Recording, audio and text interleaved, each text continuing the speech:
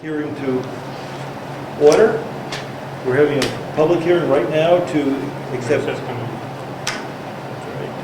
input from the town on the proposed hazard mitigation plan that the town worked on for the past 3 years. It's been available on the web for review and on the table for public review.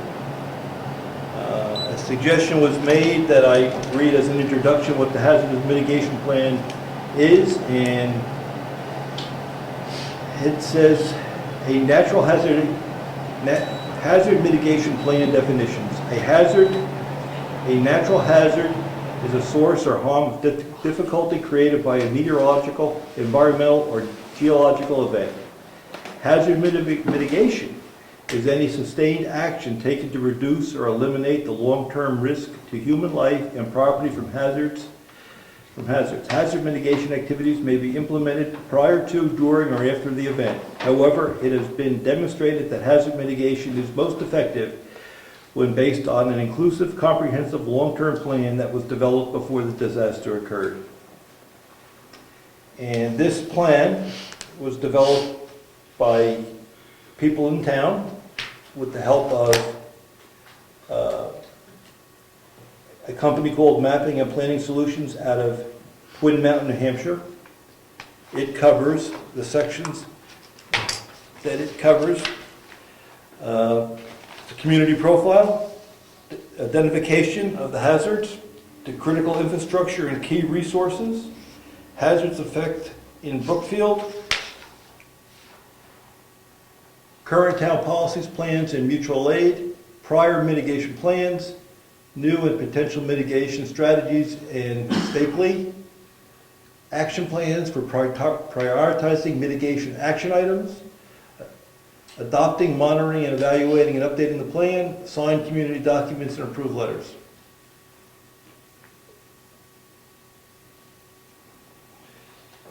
And I'll read who the people were that worked on this.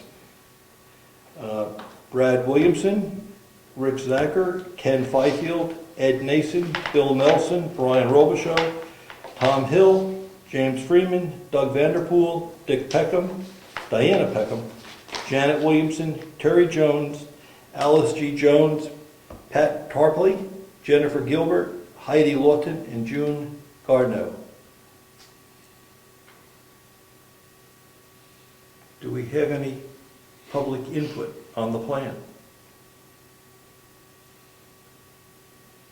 Yes, sir. I did have just two questions. One, does the plan assist us in getting federal funding to not only help us after a disaster, but does it also help us to prepare for a disaster with grant funding? Mr. Chairman. Bill, Brad. Listen. What is your title in town, please? Emergency Management Director. The plan allows us to, or enables us to apply for federal funding. FEMA will no longer entertain funding requests of communities that do not have a up-to-date all hazard mitigation plan in place. So this would allow us to be eligible for funds. I don't know if I would say it would help us get funds, but it'll make us eligible for them. Have we applied for any assistance in making Brookfield more prepared for a disaster? Not at this time. We have applied for and received grants for disasters that have happened in the past. And when I say disasters like the Mother's Day flood, when we had a significant road wash, we did get some federal money to aid in restoration of the roads. But so far, any emergency preparedness that we've done, the town has funded with the exception of this plan. And this plan was funded totally through FEMA, Federal Emergency Management Agency. It was an 80-20 match. 80% federal dollars, 20% soft match by the town. That soft match was made up of all the hours of time that the folks at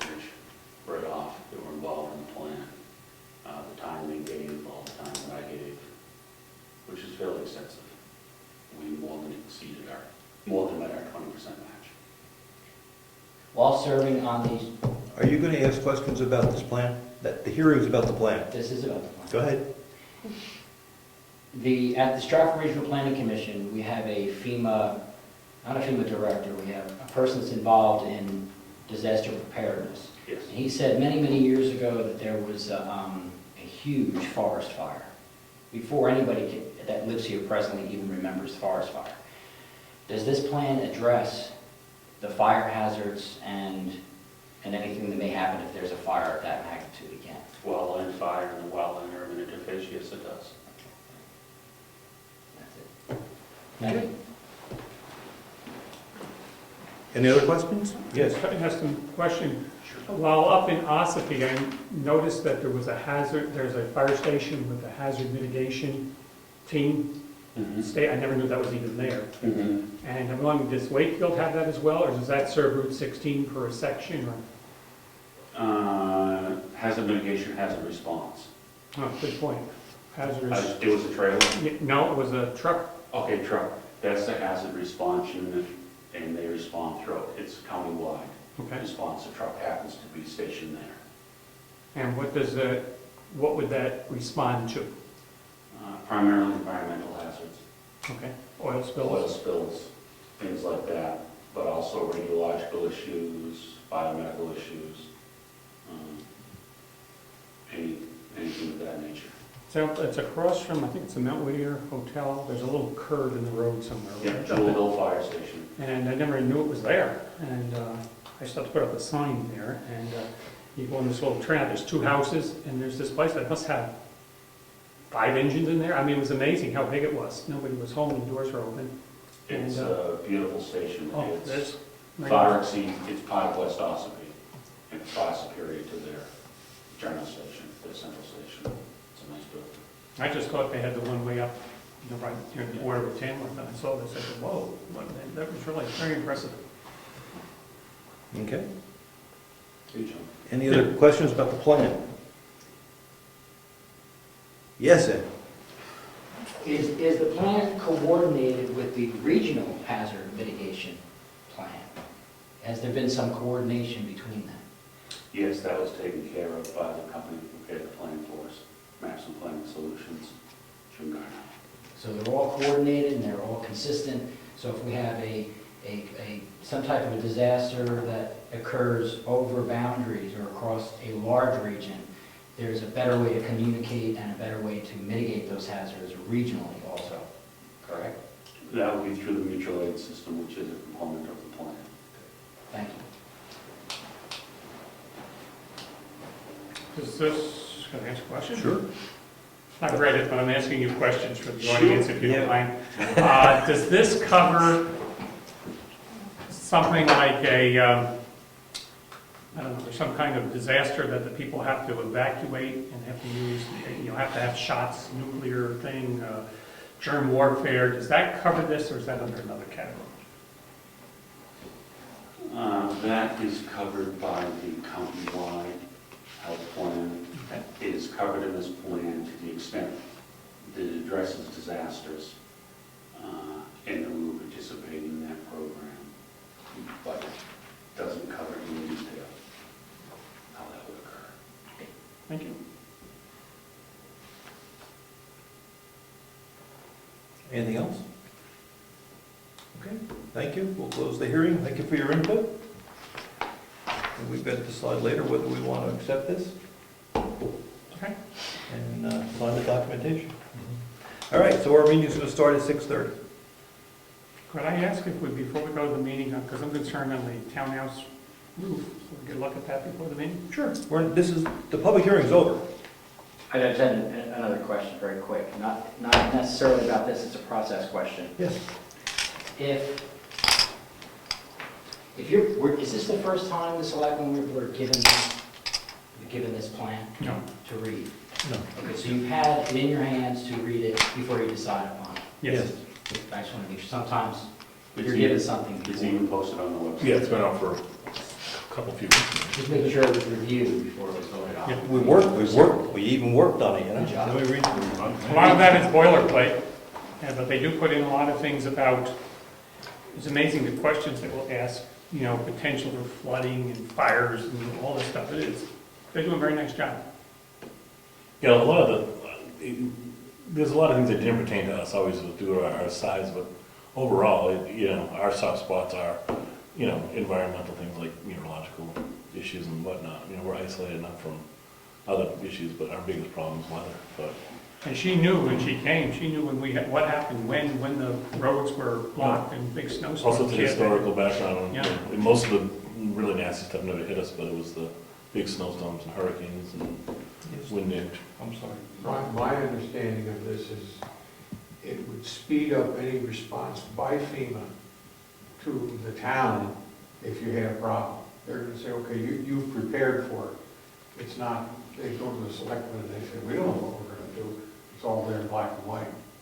And it'll speed up by quite a margin any aid you would get from FEMA after any kind of an incident, because they covered most everything.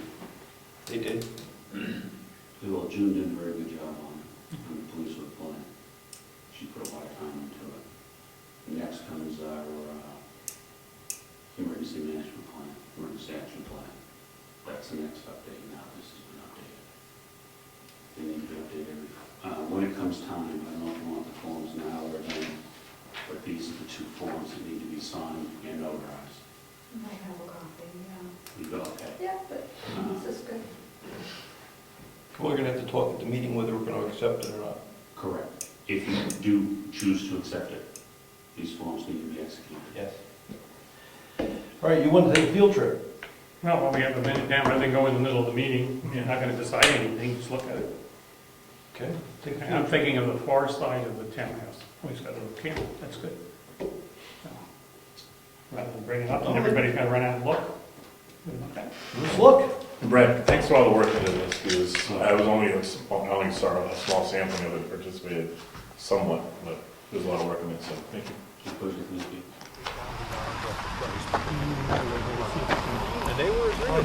I know we have money in the trust fund. Right, but so the question is whether we could spend add an extra going over the budget. Yeah, that's a good plan. Well, we'll check with DRA if we really have a. There might be a couple layers up there too, probably. So this, See the problem? we're discussing the roof, correct? Right.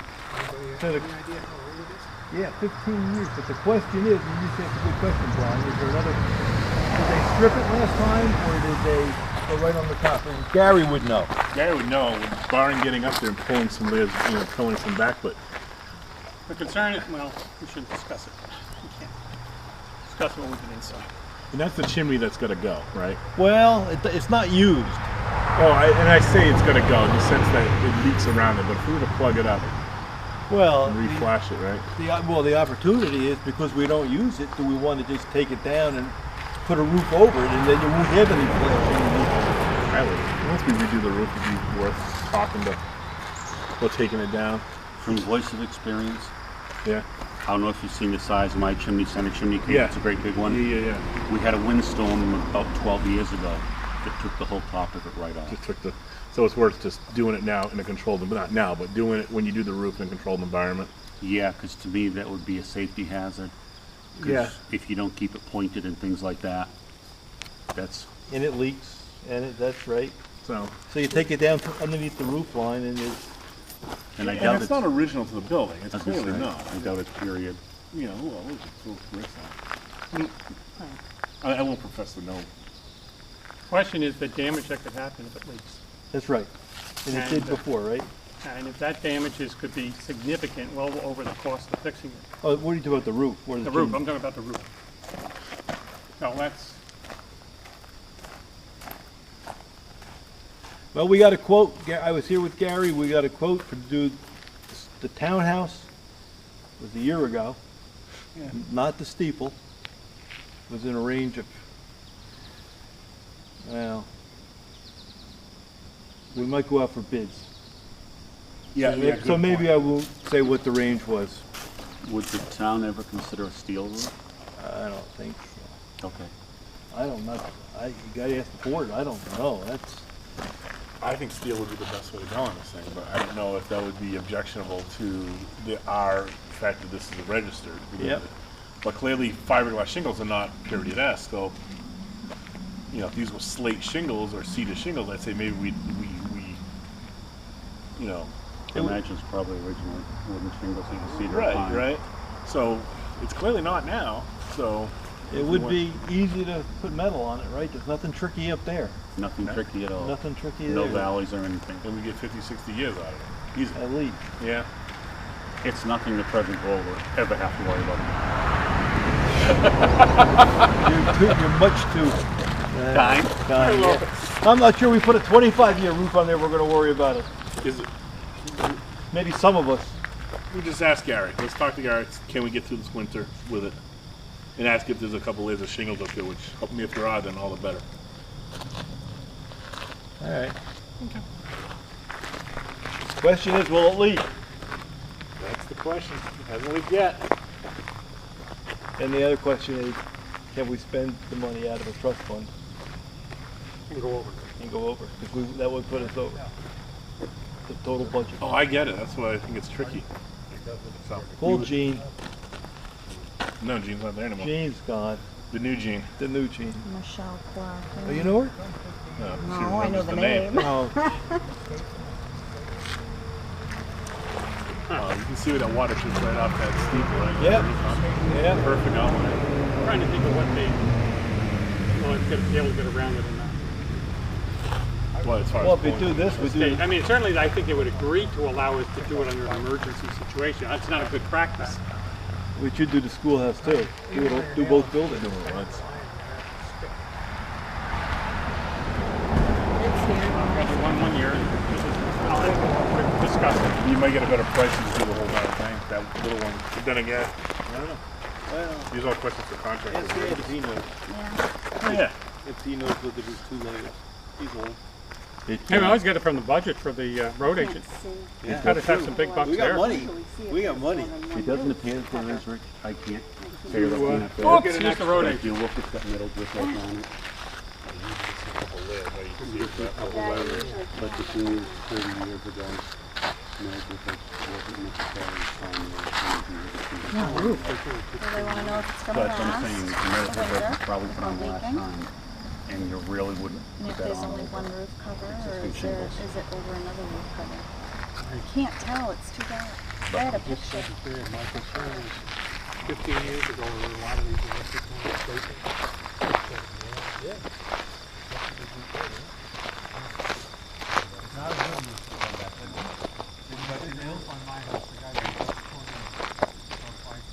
Honestly, we probably would have lost one of the shingles by now.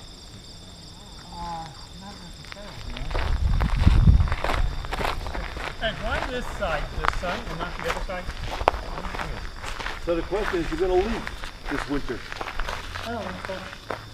You think we'd get through another winter with this? We know it's not in great shape, but no leaks thus far. Had plenty of rain, but no. It's not a leak. Thought it was looking. It's got a good pit, so it's not gonna ice dam up. Now we got a lot of heat in it. Roof and tar.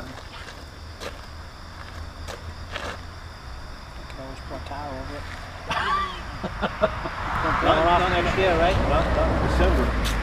Not when it's No, leaking. I'm just saying, you could do that this fall. Oh, Big we blue could. tarps. Big blue tarp. Well, camo, so they can't see us from the big helicopters. So Google Earth wouldn't know That's that we it. That's right. We can We're afford- gonna we can- disappear we can from Google afford Earth. put a mirror on it. Hey, how about solar panels? Horrible. That would. You can get federal money from solar panels. It's not covered in emergency fund. It's not emergency. Yeah, I don't know if the historic, if the That's historic like period-esque. bond.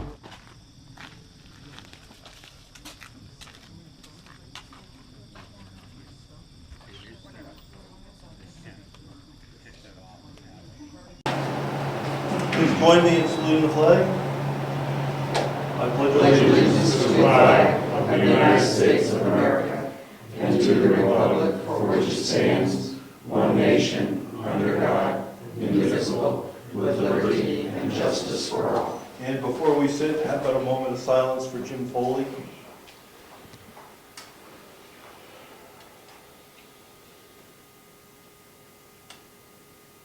Thank you.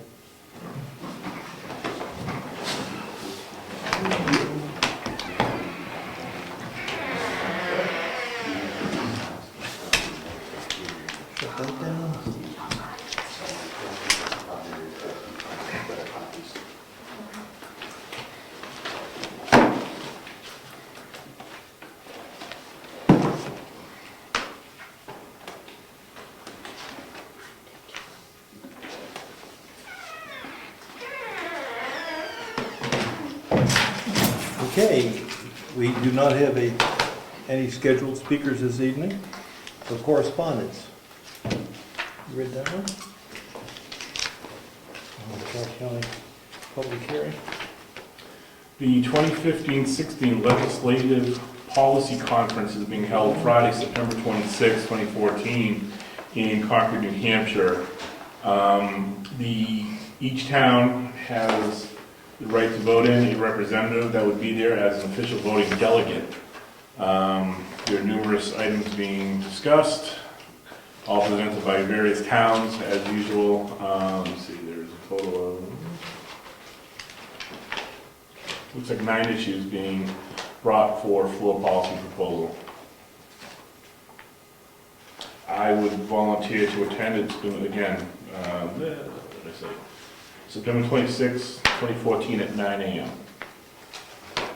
Okay, we'll talk about that in a second. Okay? And I've got notification of a public hearing that took place yesterday at the county seat to talk about a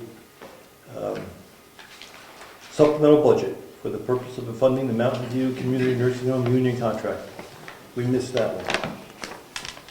I have anything from Primex, the New Hampshire Public Risk Management Exchange, just talking about some training opportunities that are coming up and what they can offer on programs. And do they charge for these? Anybody know how much? I'm talking about a discount. Someone might think. I think I saw it in the back of the brochure. Yeah, program discounts 2.5, program discounts 10%. So they have different things. I think sometimes they put on something free and sometimes they charge. So they can put on some good workshops. That was it. Okay, yeah, that's the correspondence. Meeting minutes, we've got 2 to approve. First one is August 5th.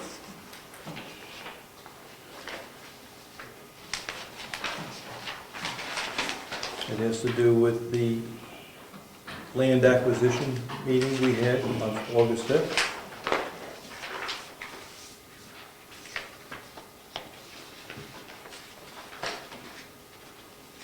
I was not in attendance. Okay, I make a motion that we pass as printed. All right, I'll second it. All in favor? Aye. Aye. And next one we have is August 12th, meeting minutes from August 12th.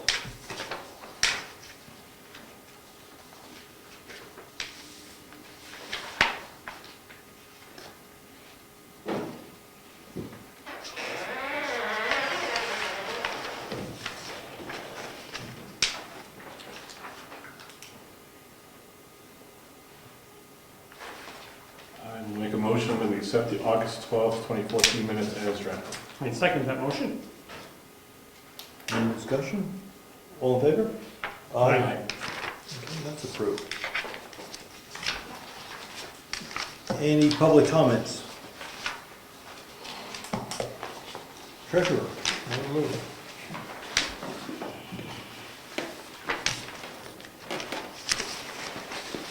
Money in the bank. So currently, we have in Meredith Village Savings Bank in the checking account $142,938.39. In the savings account, we have $211,135.79.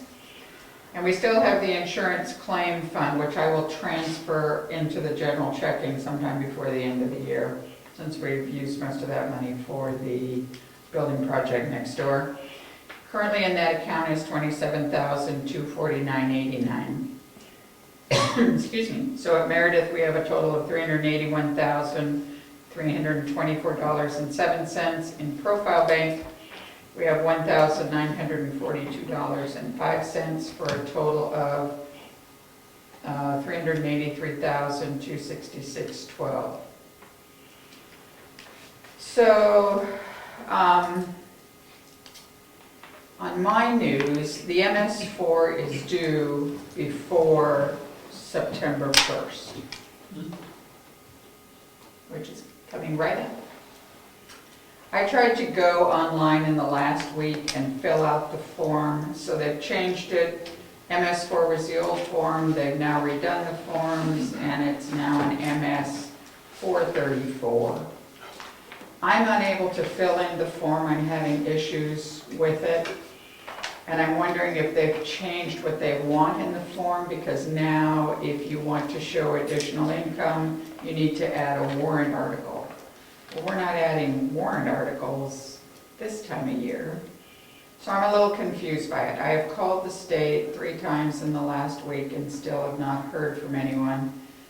Today I left another message for that Michelle Clark. And have not heard anything. It's got to get done, it's got to get done quickly. So I'm believing she will call me tomorrow, but that's where that stands. And I don't think there's a form to file for, let me do this later. At least I didn't see one. I think the issue is they're not getting back to us. How can you do the job if we're not getting a response from Congress? Right. So I'll continue to keep you posted, but I'm running out of time. So, there we go. May sound stupid, but can you do it the best you can? And the additional So income, can you leave it out? The option would be, we wouldn't show any additional income for this year. We've had some, so it would help possibly to reduce the taxes a little when you go to meet with her or talk to her in usually October or so. This is the form that's used to trigger that calculation. One of them. They take the budget, and then they take this form, they take the MS one, and then they get all the county and the school stuff as well. So I am concerned. I'm not sure my best option. I couldn't even fill in the old form, the MS4.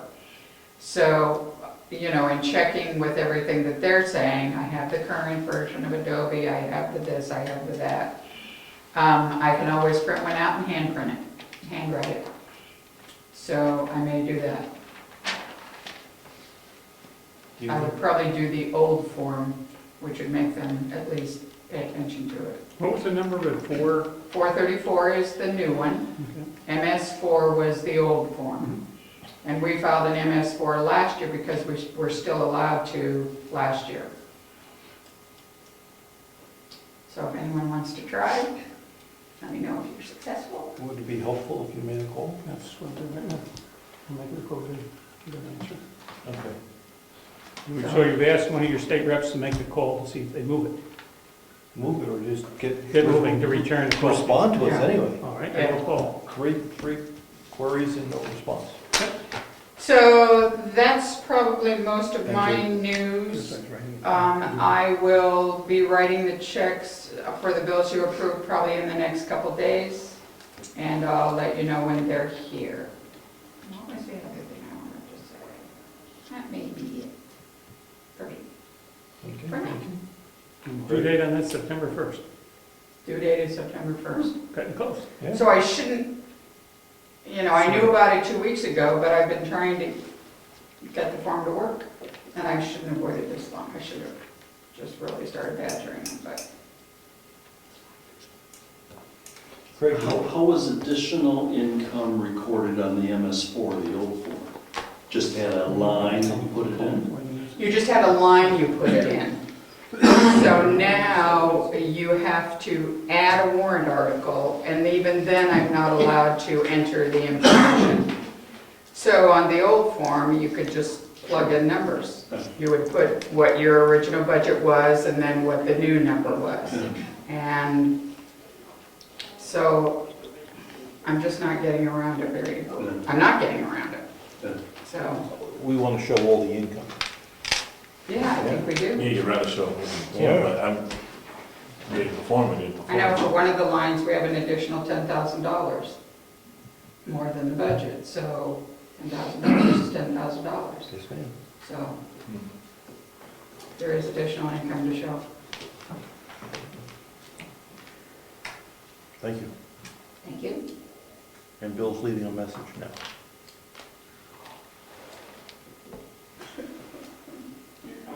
Okay, tax collector. That call right now. Right now, leave a message. I don't think they'll be working after 4:30, but It's nice to know people in high places. it is. It is. Oh, we have a tax, I'm sorry. Yes. I'm sorry. We did the reminder notices for the people who did not pay their taxes in April. And I have here for a copy for you of the people who got the reminder. And here's a sample letter. And that's not a required document, but it's something that we do, a lot of towns do, just to remind people, hey, you know, your taxes were due. And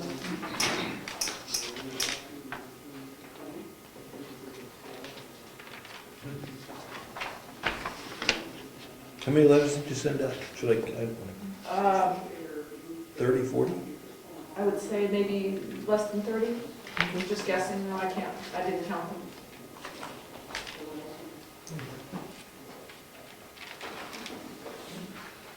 Thank you. That'll get you anywhere, but Thank you. Did you ask her to call Mary Lou or you? yes, I did, and I asked her to call me that she called you. All right. Thank you. See what happens. Do you have her email address?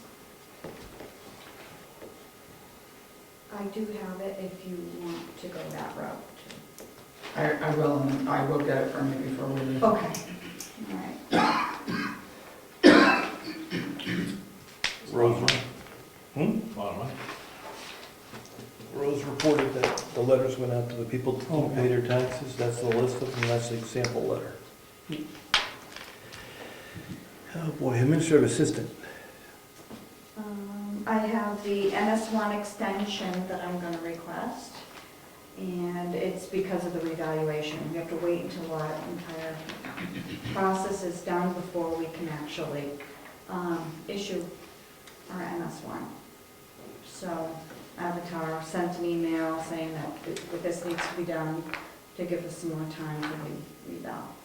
So if all three could sign it here to Okay. approve, would be great.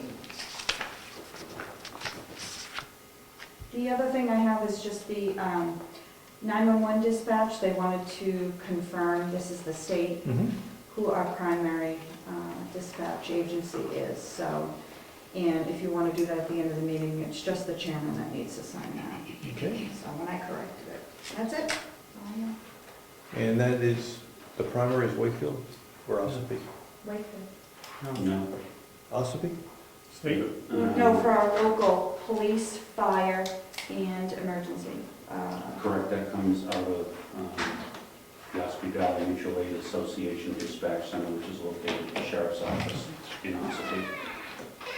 Our local police though is Wakefield, right? Police does their own dispatching during the day from 8 to 4. Right, And from 4 to 8, is the Carroll County. it's dispatched by Carroll County Sheriff's Right. Office. So if somebody called during the day, would they transfer the call If they call, It goes right. to Ossipee? You call 911, where's it go? it goes to either Laconia or Concord. Then they send it to the appropriate agency, which for here would be the Sheriff's Office. And Ossipee Valley Mutual Aid, and they're the ones that actually put the tone out and request the service. They transfer the call over, then 911 hangs up, and dispatch continues with the call.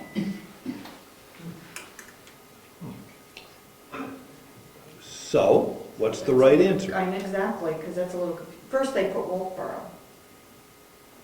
No, the dispatch agency is, I'll have you take a look at it. Yes, you How's can. that? I'll talk to you. We'll do that after, because that would, Yes, right up your alley. Because there are certain towns in the county that object to this fee, that they're paying for this when they have their own. But it does not affect our towns, like Wolfboro, I think Conway. There's some of the bigger towns that want to do their own thing. But anyway, it's neither here nor there. That's who deals with it. Okay, that's it. Could you, I'm sorry, but it's the end of the month, and we were supposed to have Avatar letters out soon, indicating what our, Yes, and he did send me an email. give you an update on schedule? Do you- Yes, yeah, he did. They're going to be going out the end of this week. It was supposed to be last week, it got delayed, because of the review process or something. And then he said by the end of this week, those letters will be going out. And that goes to every property owner indicating what their new assessed value is. That's what we're talking about.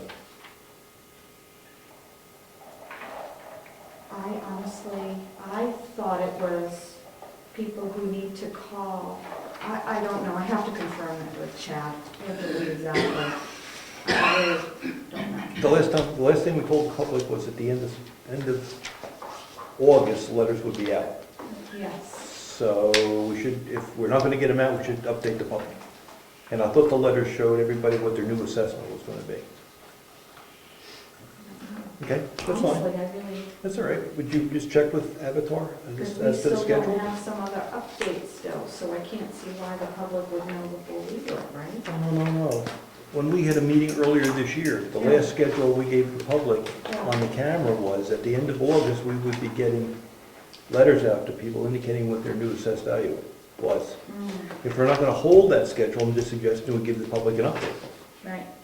Was this going to be for everybody in town, or only the homes visited? That were in the group, the 20% that they... Everyone.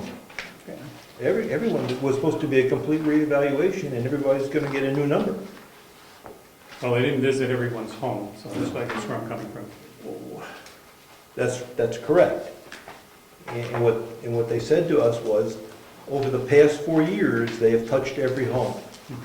If you had an outstanding building permit, they made sure they went and checked your outstanding building permit. But there was no intention to go through every home this year. Okay. But they're gonna give us all new values. And we asked how you do that, to continue with the discussion. And what they said was they make sure all the features and fixtures and size of the building is correct, and then they come through at the end of the 4-year cycle and say, a bathroom in this condition is worth X number of dollars. A porch in this condition is worth X number of dollars. 3 bedrooms are worth this. So all they're doing is, this year, they're taking these features and trying to quantify them. But they're not checking for new features. They've done that over the past 4 years. That's what I heard them say to us. I get the revised contract, well, I have my handwritten notes in the contract. The company, meaning Avatar, shall complete all work in to deliver the same by 11/1/2014 to the selectmen and assessors before we have 10/15/14. Yeah, that, I believe, talks about wrapping up the entire evaluation Right. for the MS1, that where we show the total value of the town. And that's what pushes setting the tax rate. That would be Right, I get that, but I'm just trying to say, where did you get that date from? Because I don't see the contract. When we met with them. Okay, I just didn't see it in the contract, that's what I was looking for. They were supposed to have meetings scheduled with the homeowners to go over the cards early in September. Okay. We can watch the tape. No, just look at our notes. To look at our You notes. blindsided me and I didn't have my notes. That's it. Anything else on that? Anything else? Planning board. This report comes from August 21st, 2014. Laura Spector, the town attorney, was invited to the planning board to review, for consistency only, the zoning ordinances. And that's the only goal at this point, is to make sure they're consistent, because any issue or any inconsistency that may create a substantial change is going to cause a warrant article to be generated anyway. We went through things like right-of-way, the 250-foot frontage requirements. We discussed federal final development, emergency access, farm stand setbacks, conditional use permits. We originally thought they could expire, or we could allow them to expire and reapply, but apparently they don't expire, so we have to address that for consistency. We had a long discussion about workforce housing. Any substantive change, like I said, will be on a warrant article.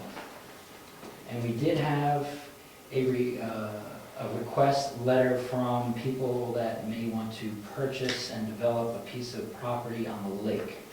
Correct. And we're looking into that to give them a somewhat of an answer of what they can do in that area. We are suggesting that they check our zoning document, which is on the web, and make a proposal to the town, to the building inspector, actually, and he'll either say yes or no. And then the process is, if they don't like the answer, they go to the ZBA. But the zoning is the zoning. And for your records, it's Laura Spector Morgan. Laura Spector. Morgan now. Okay. Thank you very much. Okay, thank you. Ed, code enforcement? Nothing new in that department. Road agent. Dealing with some washouts. We had a bad washout, that heavy rain we got over on Pleasant Valley Road.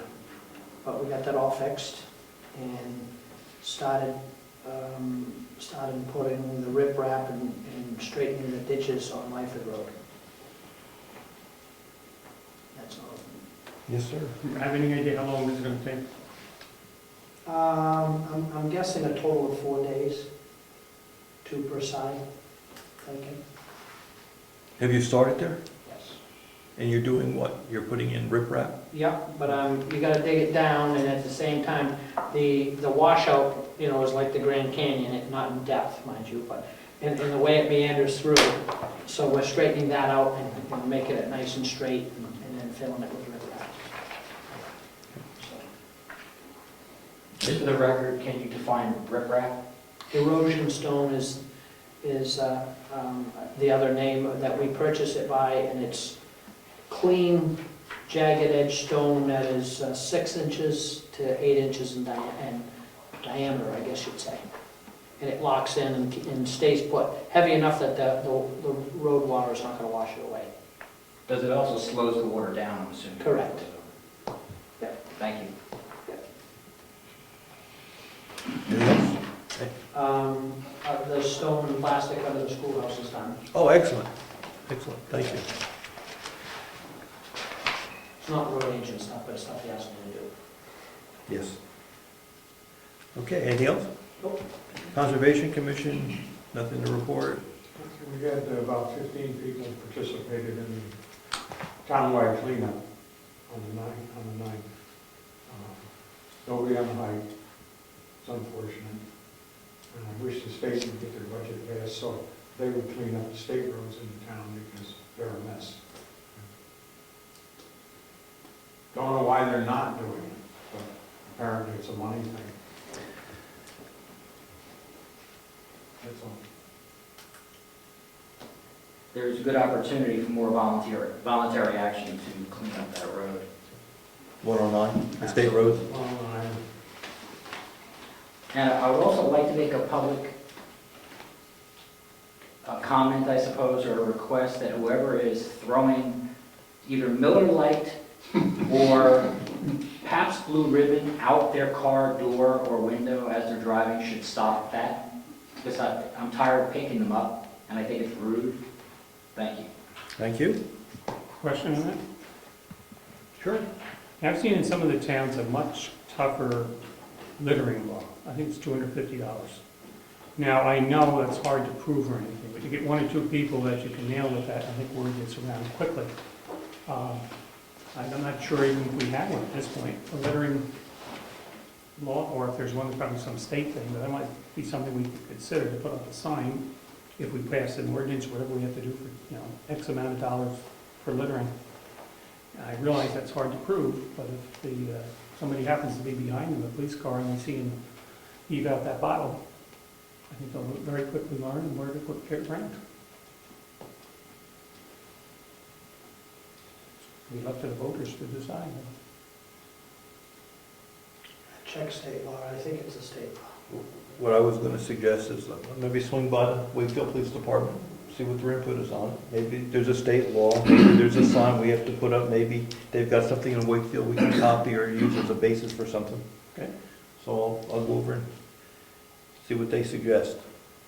Excuse me, Mr. Chairman. Yes. There is a law, state law regarding the littering of lit materials, be it cigarettes or matches or whatever, out of Carlin does exist and has fairly have dependencies with it. Okay. Emergency Management Director, Yes, sir. any reports? No, not from emergency management, other than the hearing that you had tonight. Forest fire warden. Is he Okay. on the agenda? Yep, next. Okay.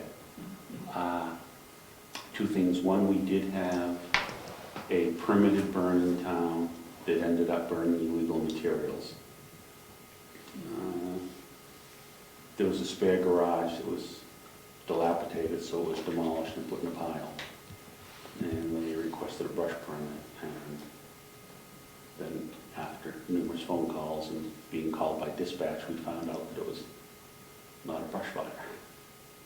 So we did go up and extinguish it, myself and Wakefield.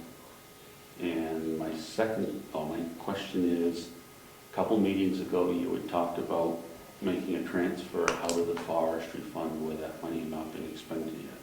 Has that occurred? Do you continue to plan on that action? That was to do the propane tank. That's what we're talking about. We have not done it yet. And we're still considering it. Okay, because that money was requested for a reason. How do we, yeah, it was for dry hydrants, how you doing on that? It's a combination of dry hydrants and also maintenance on the truck at one time. Is there additional maintenance required? On the truck? Yeah. To take care of the body rock, yes. Why don't we hold back on it before you spend that money on that truck maintenance? Okay. We'll discuss that. We'll put it on the agenda and have the discussion of the fire truck maintenance, Forestry truck, sir. forestry truck maintenance. Okay? Anything else? No, sir, thank you. Heritage Commission. We had our dinner. Thank you for all who came. So we sold 95 tickets again this year and served over 100 dinners. And would really like to thank the townspeople that came out, and especially all the people, the selectmen and everyone that helped with the dinner. We felt it was a good night. I think that everyone seemed to enjoy themselves, and food was good. Yes. Was yes, okay. Yes. Better say the music was good. The music was good. Music was good. What we could hear of it. It is loud in there. So, and we didn't seem to have any major snafus with the new room, the schoolhouse being done. So thank you to Gary for getting it done so we could use it. We appreciated it. And I think everything went smoothly. Once I got past the whole busload that came at 4:30 and walked through, I thought, well, okay. So thank you all for your support. Next year I'd like to see more people from town. I didn't see as many people from town that I usually do. So please remember, we will be doing a Veterans Day dinner on November 8th, and we also will be doing a genealogy workshop on September 20th. So the town archives will be open. We have a woman that's coming to talk from 10 to noon here in the town offices and talk about how to access census records as well as town records to work on your family genealogy.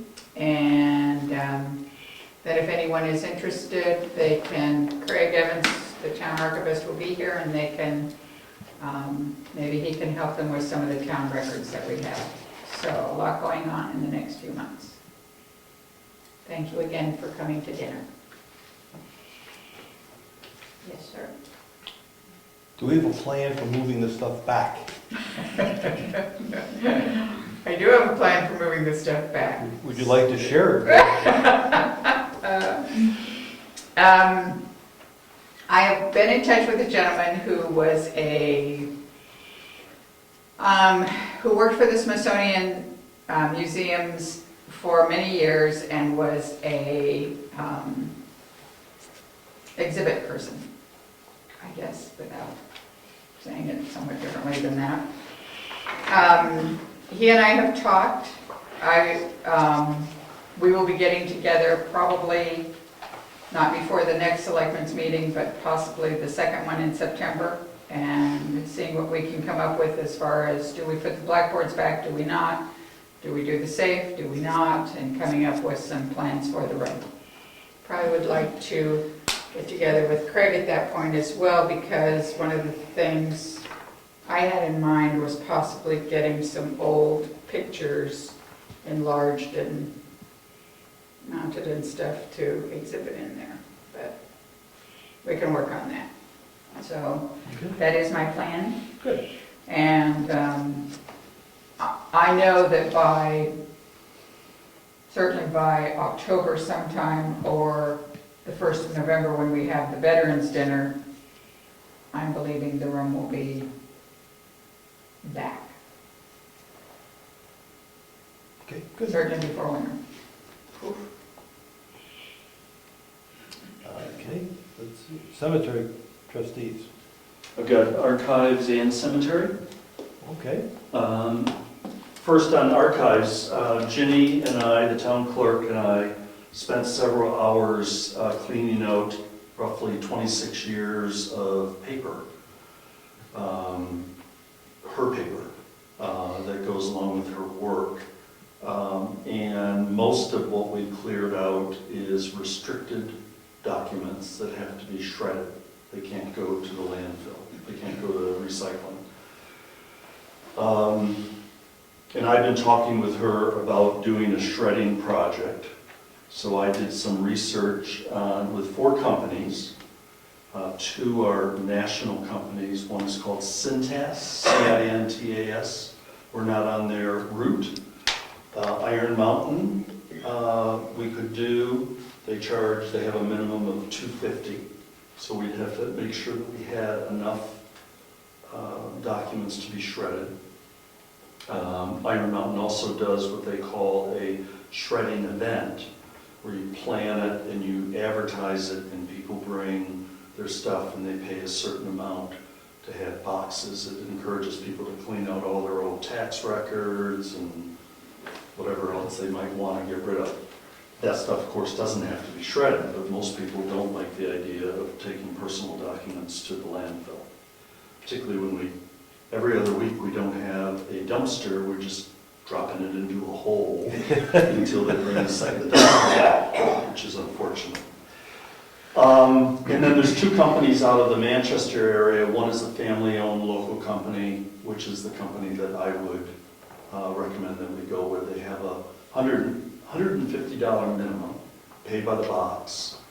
They bring the truck up, they park it right out here. They have a monitor on the side of the truck so that we can see the stuff being shredded. And my question to the selectmen is, number one, I've notified the tax collector who is working on pulling together her stuff that could be shredded.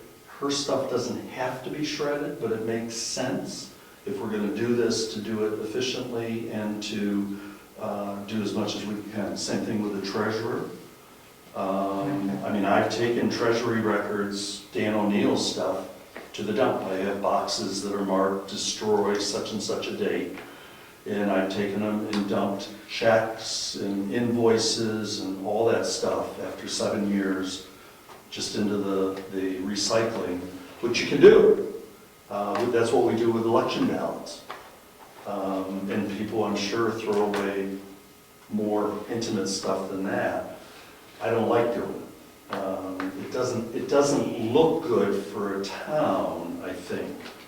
If I dump it, the wind blows it, and there's a whole bunch of checks from the town of Brookfield laying around, and 5 minutes later somebody from town drives up and goes, geez. So Mary Lou, Jessica, the tax collector, I think that's everybody. I think I will also mention it to George. Not George, what's his first name? Is it George? Yeah. Because my guess is they probably have lots of duplication of stuff Again, it doesn't have to be shredded, but if we're gonna do it.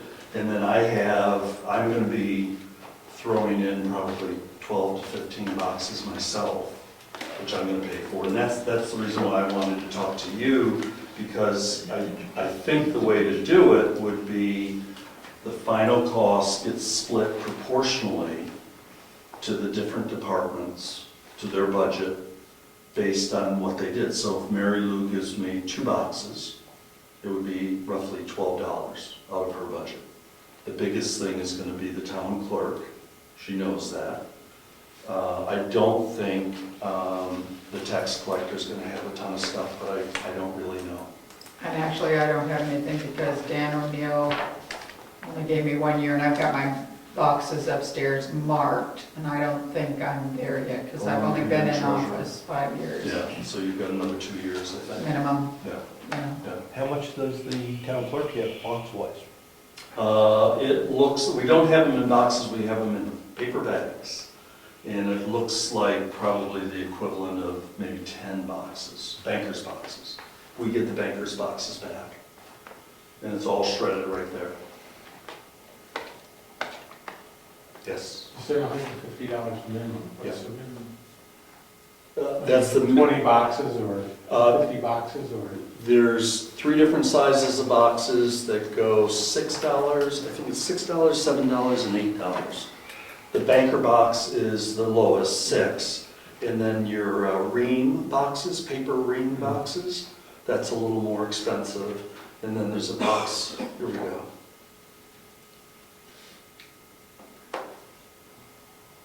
$6 per box for a 12 by 15 by 10, $7 per box for 12 by 24 by 10, $8 per box, 15 by 24 by 10. So it's $6 and $7 a box. So indeed, we can't do it unless we have enough boxes. $150, that's what I'm saying. Right, that's what we're working on. And that's what I've told them, that, because of course the first thing they say is, how much do you have? And I say, well, it's not a big project. You know, Wolfboro, just because of their move, they just, I don't know how many boxes of stuff they got rid of, but they had a company come. I think they had Absolute Data, which is also out of Manchester.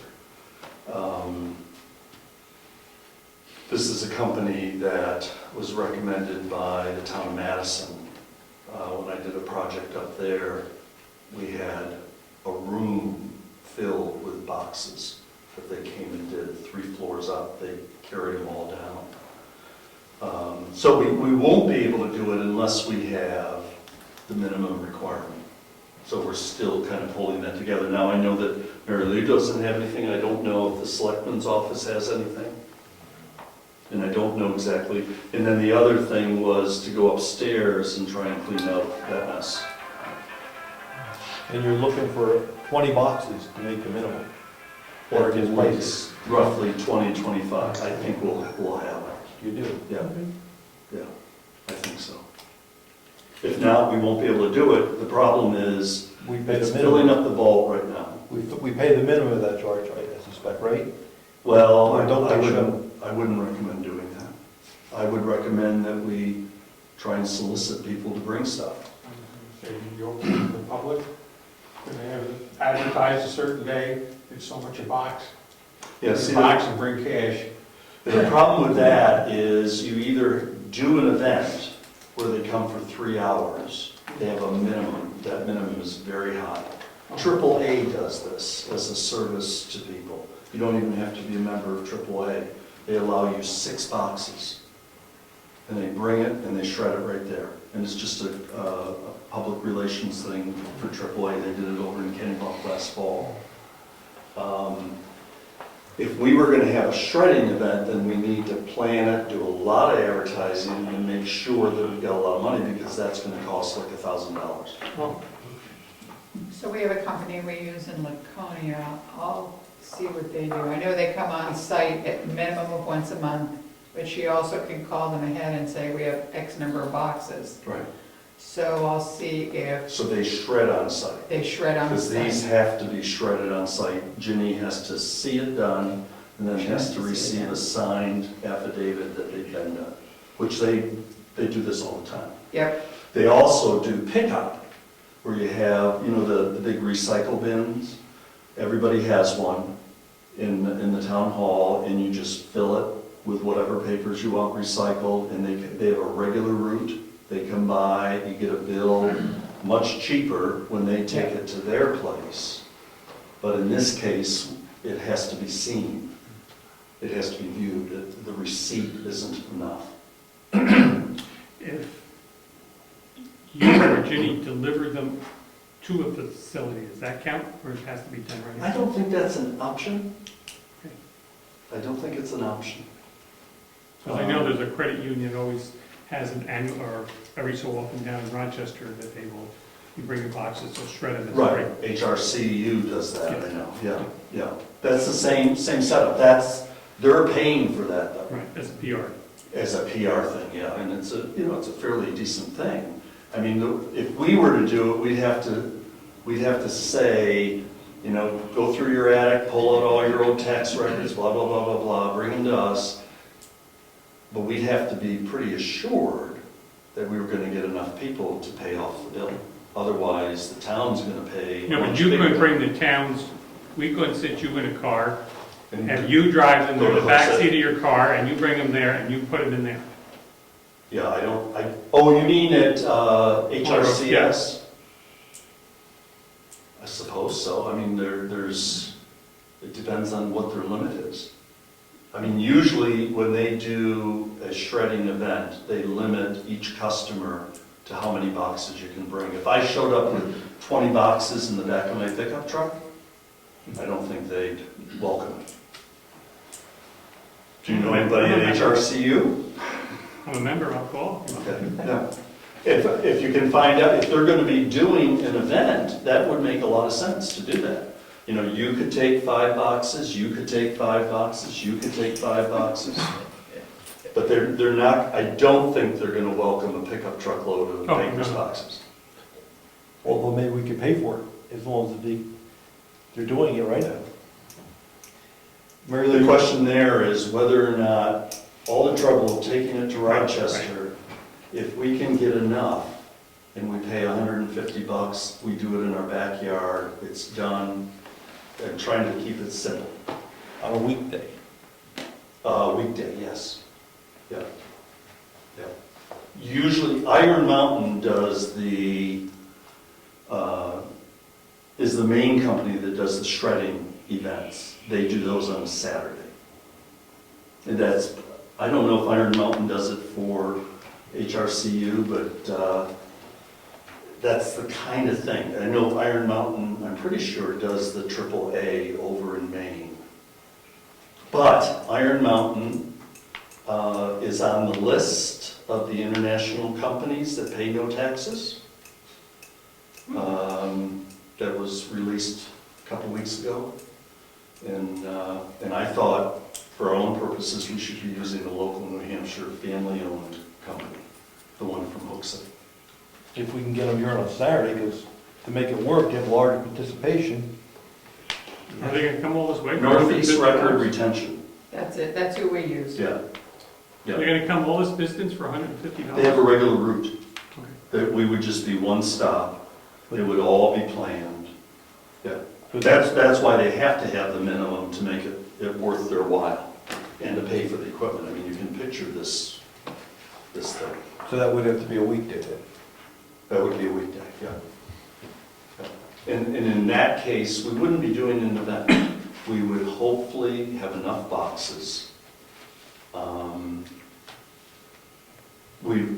I wouldn't do it unless we had enough boxes to match the $150 minimum.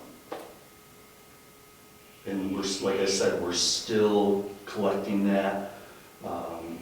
When I spoke with Diana and with Jenny, we all decided the fall was the better time to do it because working upstairs to clean that out, you don't want to be up there in the summertime. It's deadly. Anyways, I'll keep you advised. But that's the direction that we're going. But it doesn't sound like there's going to be any other departments, so it would all be on the tax collectors, the town clerk's budget, the tax collector's budget for whatever she has, and then my own personal stuff, which I'll be paying by the box also. Okay, And if anybody else wants to join in, all the kids' terms papers and that kind of stuff. Did you say all the kids? Eddie's kids. Oh. Yes, sir. I did have an idea. I don't know if everybody knows, but I have a cease and desist order in on the county to prevent them from shredding any documents until the settlement's done. And it sounds like once that cease and desist order is actually lifted, perhaps we can coordinate with the county. So all the towns within the county could do an event like that. Because they're gonna have to pay for it, and since our tax money goes to the county, perhaps we can organize something and those organizations could actually show up in one place, would be the county. And then we can find somebody here that could just collect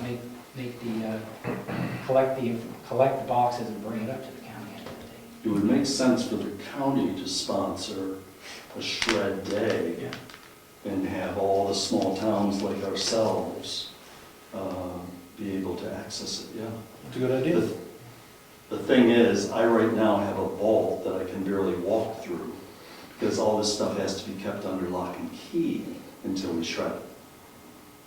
So the sooner the better. If it's going to be next spring, I don't think I can wait that long. I mean, it's what was filling all of Ginny's shelves, which are now wide open. There's a second set of shelves, which I assembled and put up. We have all the voting stuff on there. The little bit that the tax collector has in the vault is on the shelves, and there's room. And hopefully the town clerk will now have a system where she regularly purges her stuff after they've been audited. Okay, so it sounds like, Craig, you're gonna keep looking at it, and Ed, are you gonna bring it up at the county to see what the schedule looks like? Well, their schedule would have to be mid-October, because that's when the cease and desist will most likely be, unless something else happens, most likely be lifted. So it would be mid-October, which sounds like would be coordinated. Yeah, anytime in the fall would be fine with me. Yeah, I mean, we're halfway to the fall. I did have one question. Are we following the RSAs about, there's RSAs that govern how Record shred- retention, Record yes. retention. Do we have a record retention system in Brookfield? Policy, we don't. Oh, we're following. Each department, the way we've done it, and this not very efficiently, this all falls under the Municipal Records Committee, which is inactive, which is mandated by RSA 33A. It consists of the town clerk, a selectman, the tax collector, the treasurer, and there's a fifth person who I don't remember. It's mandated. Hardly any town in the state has it. I got it going in 2 towns where I did an archival project and it died out in both. And the idea is that they make sure that every elected or appointed official is aware of the law regarding retention of records. There are some departments where there's no records retained permanently. Tax collector, anything to do with a lien that goes to a deed has to be retained permanently. Town election records have to be retained permanently. Tax maps, we just got new tax maps.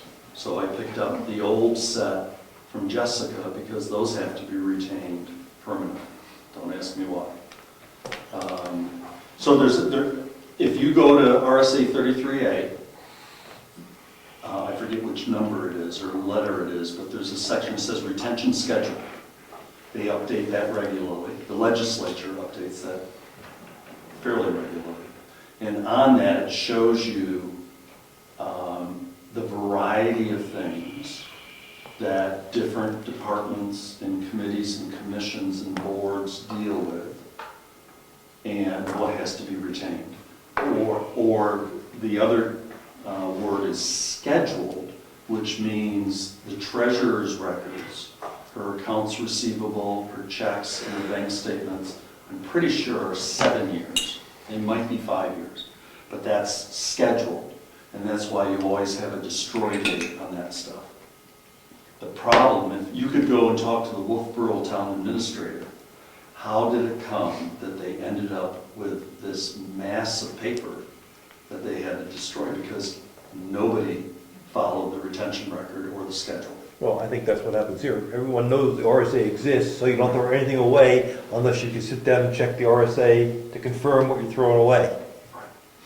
Right, and what town clerks are always told by their legal counsel is if you have any question, retain it. And that's the biggest problem. To save us time, the county is going to have to come up with a written retention policy. Perhaps they can share it, we could review it and adopt it, because it's going to be very comprehensive, and it should be able to be adapted to us. Right. I'll give you an example. We have wonderful checklist records, historical checklist records that go back into the 19th century. Those didn't have to be retained. But the town of Brookfield can, in their retention schedule, say, for historical purposes, because it's one page, couple pages every year, we're going to save these checklists for the future. There's other things like that that you don't have to keep. And that meeting is tomorrow at 8:30 a.m., so I'll bring that up during public comment. Good, thank you. Thank you.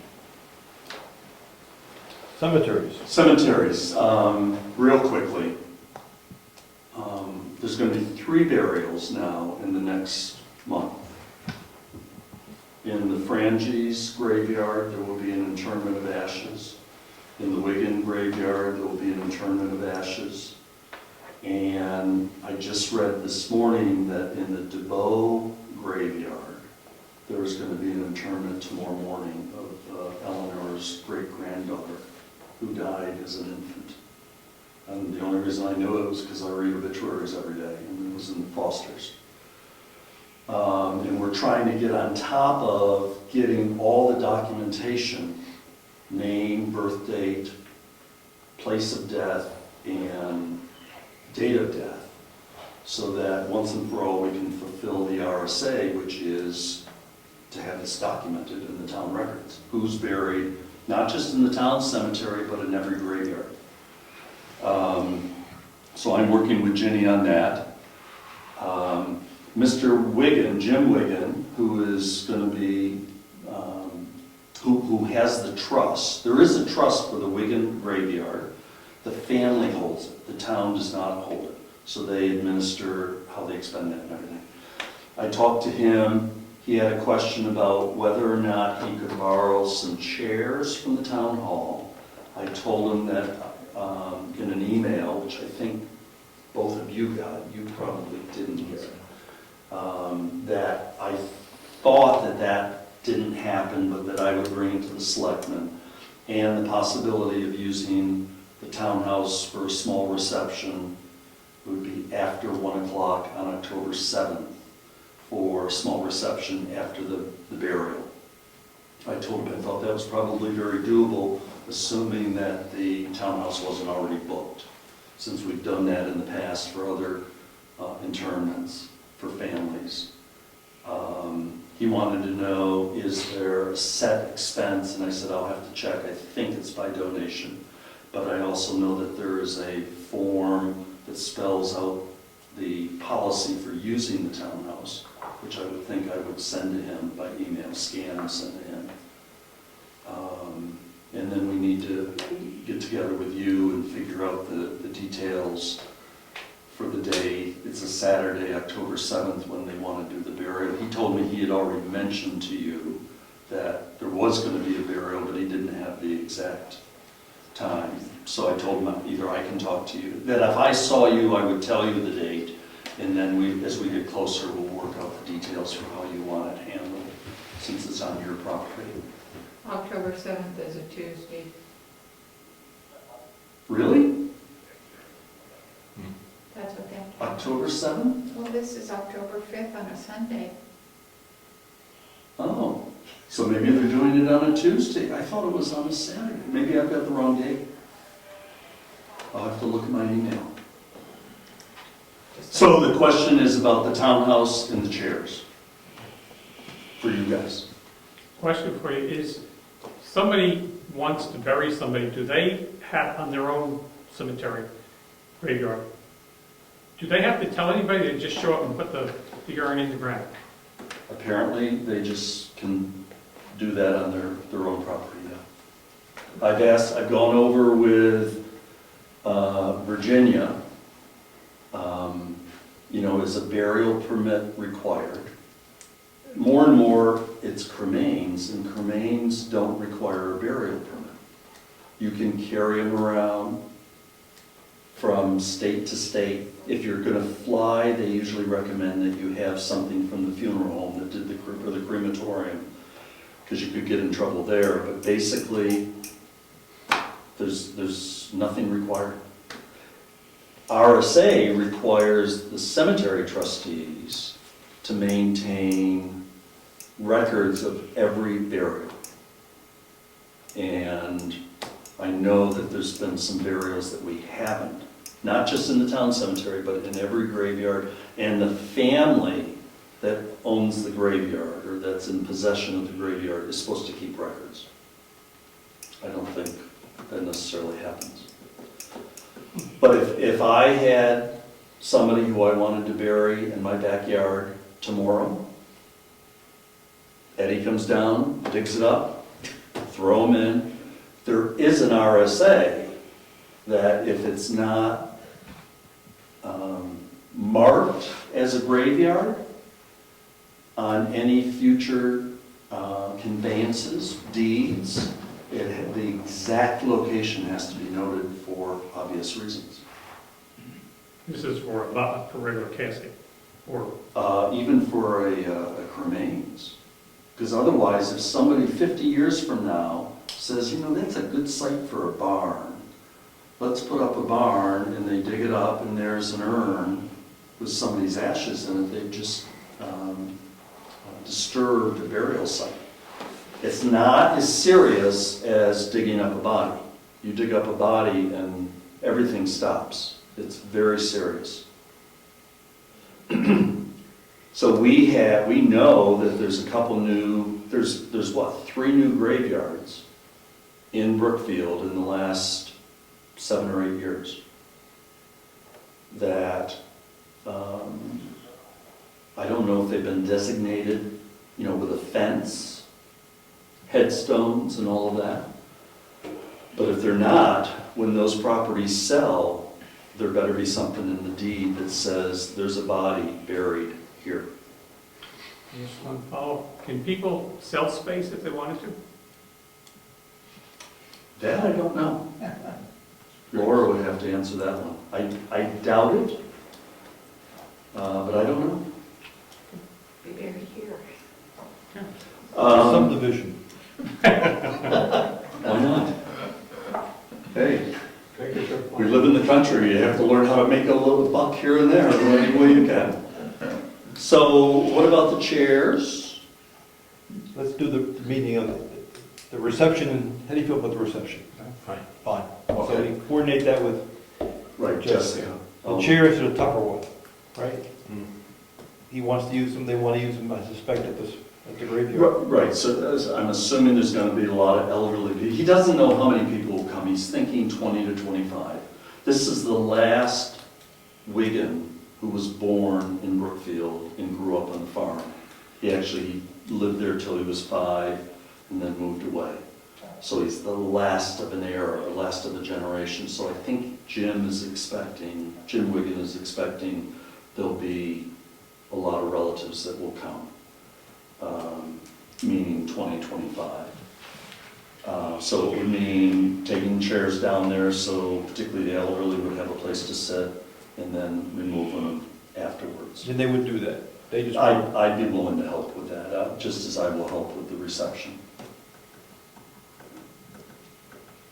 I have a problem with it because it's a slippery slope. Once you do it for one, you have to do it for everybody. We've had problems before with the tables, people borrowing them, and there was a policy in place not to borrow that type of stuff. So I hate to be a bad sport, but it does create a problem down the line once the precedent has been set. Okay. Ed, you have a comment? We had this issue before, and the town said no, and I think you selectmen, or previous selectmen, made a written policy that says tables or chairs are not to be. That is correct, I was a member of the board, on the board. Okay. Yeah, I didn't know there was a written one. I know it's been talked about, but I agree with Bill that if it's a policy, it needs to be retained. So you said it's a slippery slope. Because then someone's getting married, someone's having a birthday, it's not anything against any person, it's just one for all. Okay. So we're sorry about the chairs. Yep. I mean, does Darrow have chairs in his barn that they can borrow? Think something's okay? Yeah, I had also thought he might contact Lord Funeral or something like that. They probably have folding chairs that they take to graveyards and everything. But I will just tell them that the town is not able to, that they have a policy, a firm policy, that not able to do that. And then,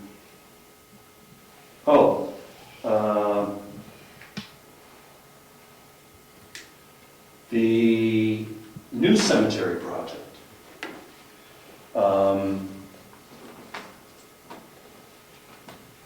It's occurred to those of us who've been working on this that it would probably be a wise idea to get, I talked to the man who surveyed, the company that surveyed the property that we're looking at.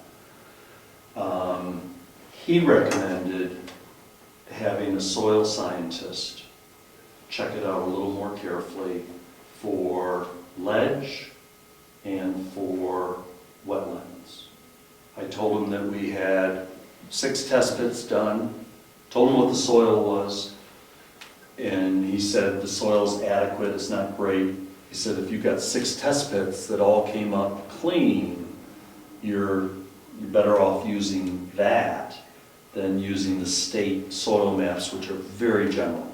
Soil scientist, I talked to one, would, he doesn't do 6 feet, he does, I think he told me 40 or 42 inches, all over the area that we're looking at to determine exactly what soil and whether or not there's any wetlands, which they can tell by vegetation, but also by soil, because that's where we would run into problems.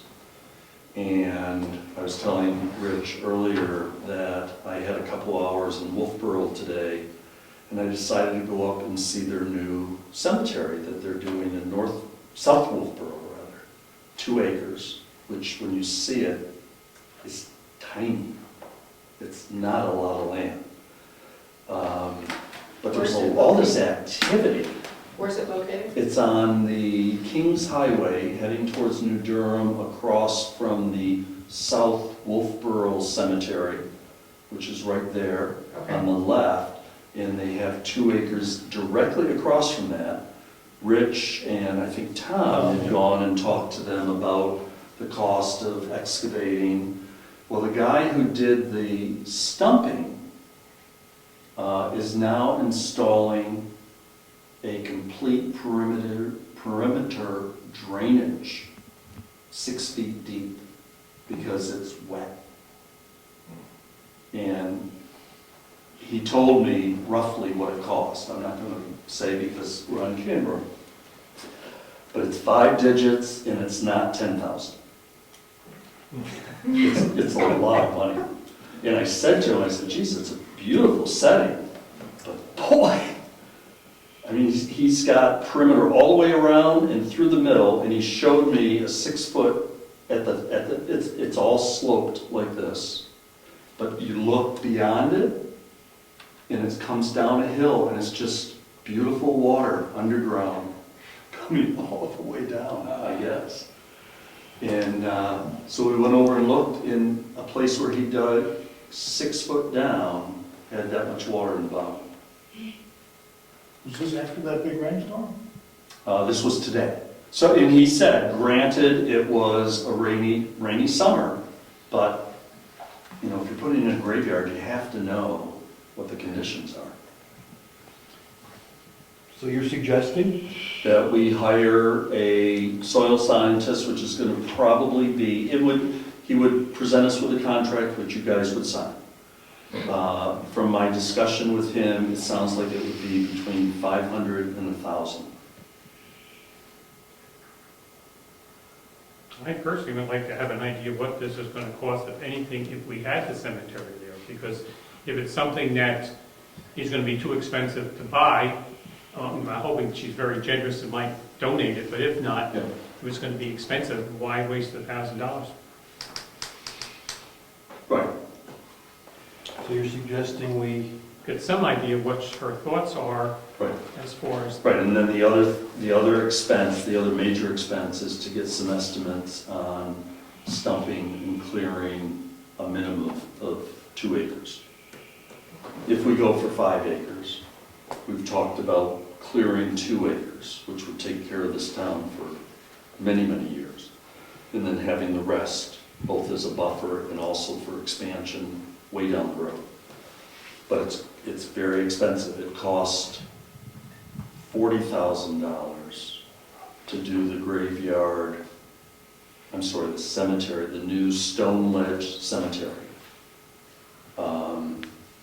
That was not sent out to bid, which was interesting. I won't say more, but it can be done for less than that. How big is that one? I think Phil told me it's like 10 or 12 acres, maybe even 15 acres. I was gonna go over and see Teresa and get all the details, see if I could even see the bills, so we had a firm thing.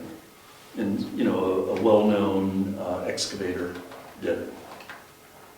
But I know it can be done for less than that. And we're only talking about doing 2 acres. You had gotten a price from the guy who did the South Wolfboro Cemetery. yes, What did he say he charged for those 2 acres? $30,000.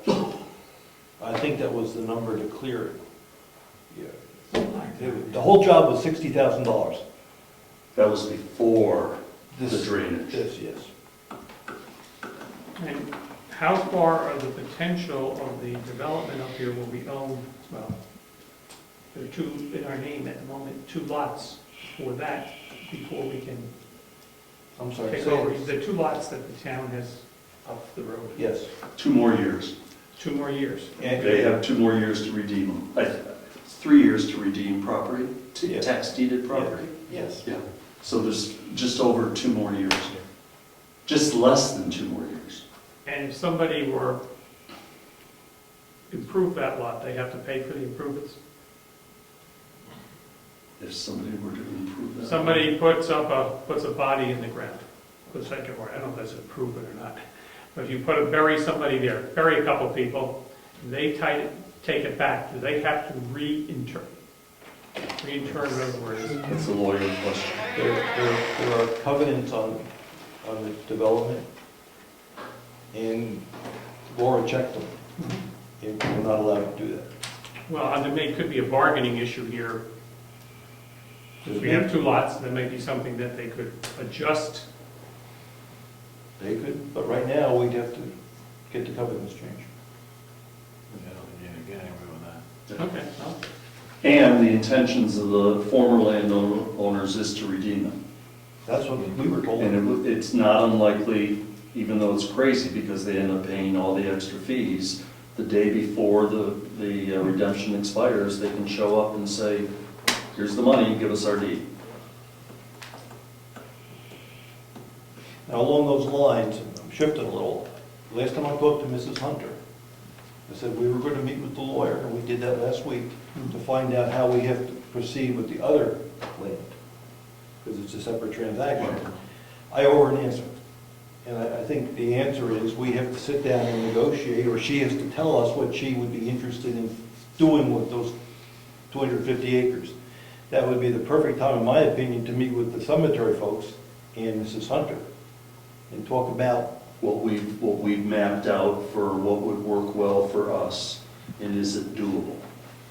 She may already know that from the surveyor, because she had given us permission to talk to the surveyor, He knew I was going to be talking to him. I spoke to him at length. It was very nice, very helpful, and they may actually be communicating, I don't know.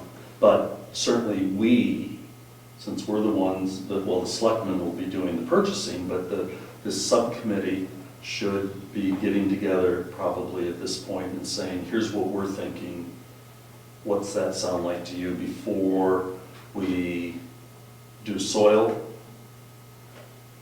and or get estimates for, because then at least we know what the boundaries are and we can, you know, this guy from Tuftonboro, I took his name and number, comes down, he walks it with us, and gives us an estimate for what it would be to stump it and grade it and prepare it for whatever.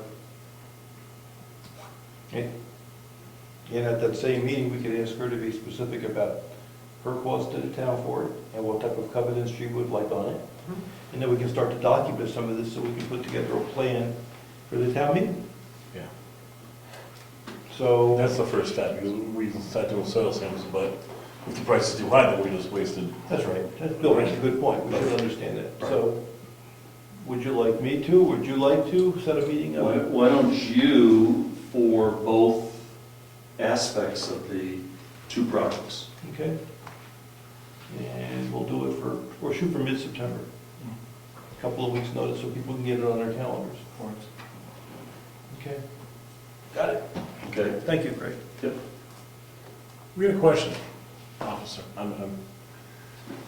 Is there a law in the state with regards to littering? And what's the penalty and how is it enforced? Littering? Yeah. Beer bottle out the window, someone throwing the trash out. I mean, stuff like that is typically, you know, there's a big difference between like littering and dumping. If you're throwing trash out the window of a moving vehicle, you're littering. If you're taking a trash bag out of your vehicle, parking alongside the road and dropping a trash bag, now you're dumping. But usually the fine is usually around $500 depending on what it is. I mean, it varies. It could be protected land, stuff like that, which I'm sure the fine would go up. Sure. So. Do we need an ordinance for that to be enforced, or is that an RSA? Littering? Yes. Littering it's a state statute. But I mean, you know, it certainly wouldn't hurt putting, especially along 109 with the traffic coming through, putting signs that, you know, littering is, you know, it's against the law and strictly enforced, something like that. But I mean, littering could be anything from, you know, a Coke can or something like that, because a cigarette butt is still littering. So, but I mean, if you run around pulling over cars and throws every cigarette butt out the window, you know, you're gonna have to hire 40 more of us. But yeah, I mean, and depending on what happens too, if somebody throws a cigarette butt out the window and it causes a brush fire, you know. Yeah. But I mean, yeah, it's state law, you can't litter. Okay. Yep. We had a discussion and then you go right here. Good move. Thank you. Thanks for coming too. Anything else I can help you with? No. Look for a litter box. Okay, thank you. Town clerk. She has her computer. The computer's here. Yes. Being worked on. Yes. We have to resolve DSL cable. That's still an open item. It is. And Ed was going to try to work with them. No answer back. Wrong company. Can't get Phil to call them. All right, so the question was, we go $50 a month, maybe get a $200 installation fee waived, or go DSL for $30 a month. Any discussion? Any motions? I'd like to put a motion that we go and get the broadband and try to get the $200 fee waived with the anticipation of $50 a month fee. Second that. Any more discussion? Question? Yes. That will be something that will be available in both buildings, or how does that work? Do you know it? Well, they're gonna give you a wireless router, Okay. so I'm sure it'll cover what I heard. If you tell them that, Well, thank you. tell them what your needs are, and they should be able to do it. Now, how does that work with people pulling in using the wire? Does it all be done by a code? Just like we have today. like we have today. You can do it either way. You could, the signal can be split, so you have our secured system, which they can't access, and then there'll be a public part of it, which would, I mean, I doubt there's gonna be 50 people in the parking lot using it, but it can be done so it's in a limited space. So the public can access it when they're here in the building, in meetings, and then you'll have your secured system that you can access with the passcode. Is there a way to turn off the public access when the building is not used, so we could use it, for example, next door under certain circumstances, but otherwise it's turned off? I don't see why not. It sounds like you just need a switch. It's just, I believe that they're just gonna split the signal, and you'll have two different routers, one for the public, one for inside. The one inside will be secured with a passcode, and the other one will be free. If you wanted to shut it off, I mean, if nobody's in the building, and somebody just wants to come by and use it, I don't believe, with the type of broadband we're gonna get, I don't know if there's a limit. Like, at home, I don't have a limit to how much I use. So you'd have to check that plan out. If there's no limit, then I wouldn't worry about it, people would use it. Yeah, if it's unlimited, like, I would imagine most plans are, for $50. It's not like a cell signal where you have, like, upload and download, so. It's limited, mine's limited, Yours is limited? yeah. Yeah, but you don't have business class cable. This is government business class cable, and I That's true. don't believe they have a limit on the amount. Okay, we'll check that. You can check that. With technology, anything can be done. All right, so there's a motion on the floor. Second? I know, I asked if there was any more discussion. Oh, I thought you were moving on, I was like, wait. No, no. Look, at any more discussion? I know it's unusual that we discuss this, but. All right, all in favor? Aye. Aye. All right, we're gonna get, and I guess that's me, because they sent me the email with a contract. Huh? So I will print that out. Print it on for the next meeting? Yeah. Okay, that's good. And in the contract, they're waiving the 200? Not in the contract or not, in the attendant mail, they said we're gonna try to waive the 200. So I have to. Time on work. Well, We'll get that done. Oh, Jessica, call, she's good. yeah, that's okay. I don't mind signing if they do all that stuff that we need. Okay. Town clerk, I have something else. This has been lingering. Town clerk wants, I don't know what she's asking us, but she wants to be able to issue boat agent certificates. So I said, okay, what does it mean? How much is it going to cost us? And it's going to cost mileage to Concord to take the course and about an hour's worth of training. So she thought it'd be less than $100 expense to get her trained to do this. And then we can register boats for anyone, not only people in the town, but anybody that wants to register a boat, and we make $5 for every registration.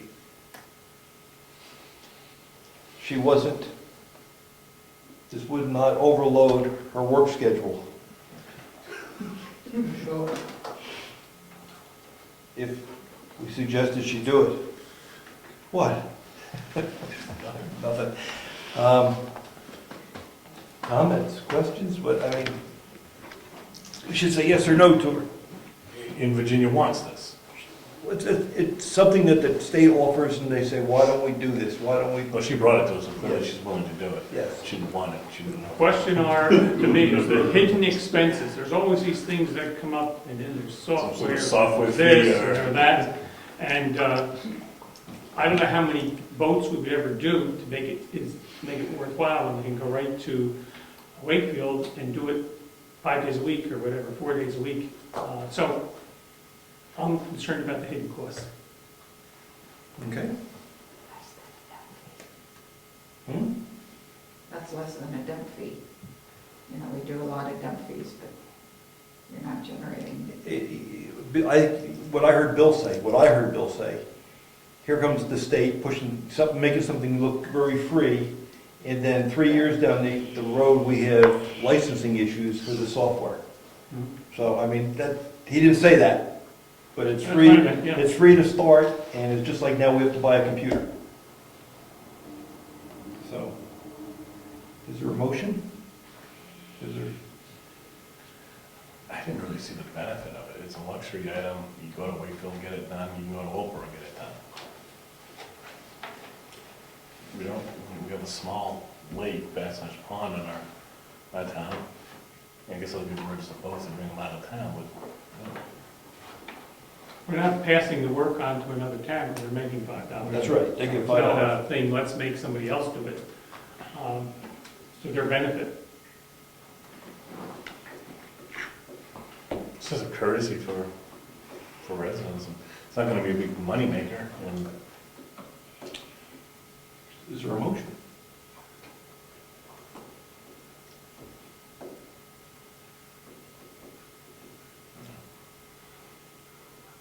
do we need a motion to say no?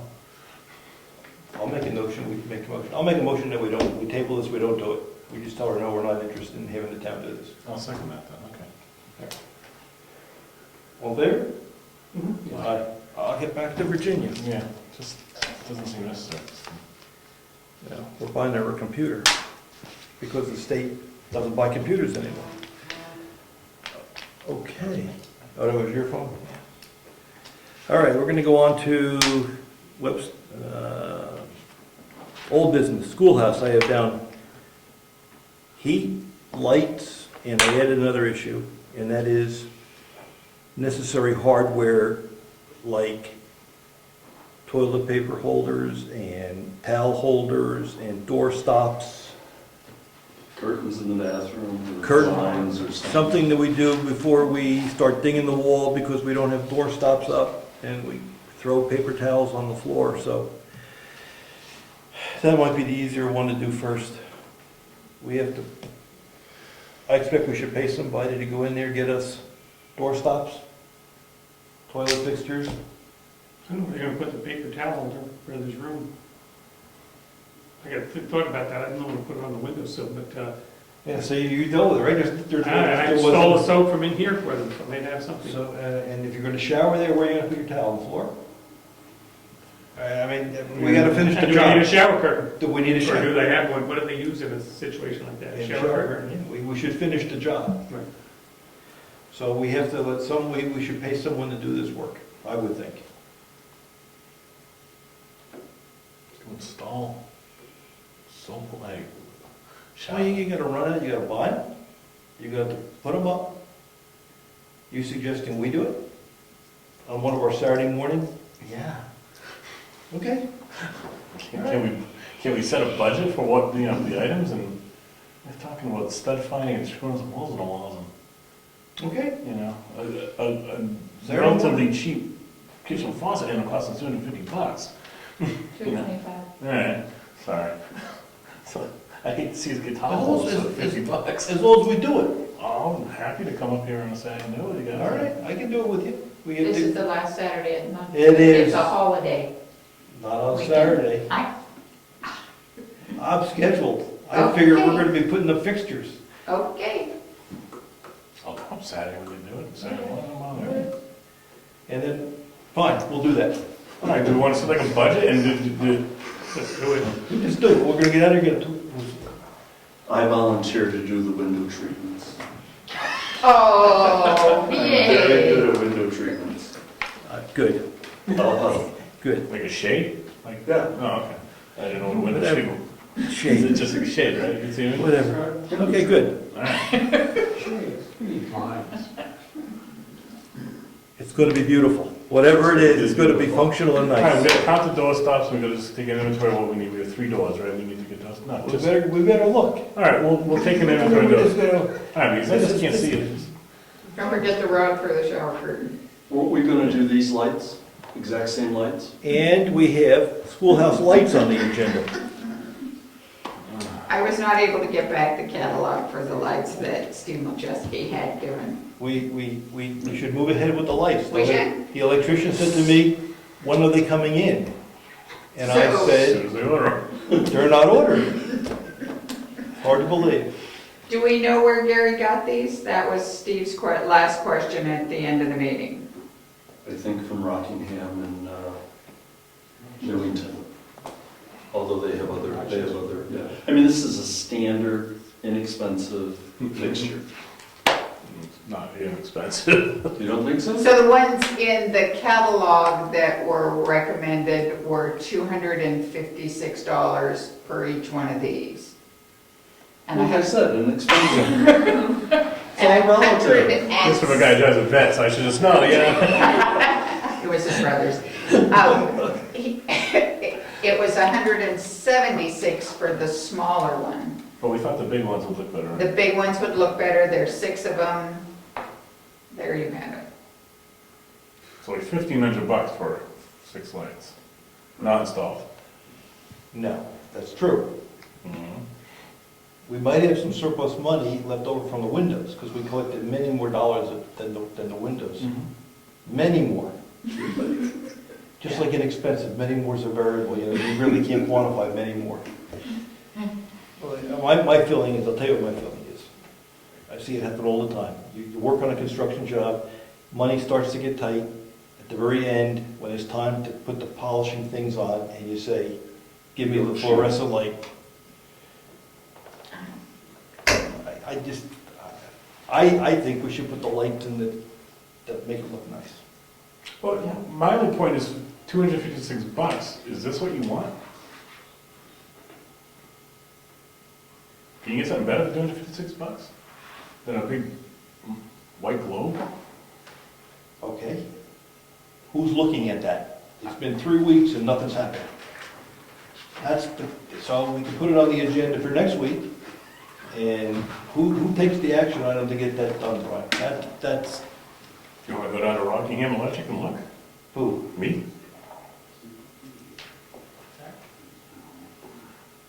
And get some ideas, in either photos or catalogs. There's more catalogs than you could. Oh, I can imagine. In the next 100 years. Right. We had decided on these, number one, to carry the same theme over to that building, and also that these are schoolhouse lights. Right. This is what they used to use in schoolhouses. We have the original ones that were in there, he saved those, but those are 50, 60 years old. I don't think they're UL approved, I wouldn't see using them, and they're too small. And their kitchen, They're their like old this. kitchen. They're old kitchen lights, yeah. I think it's a one-time expense. You finish it properly, and that's it.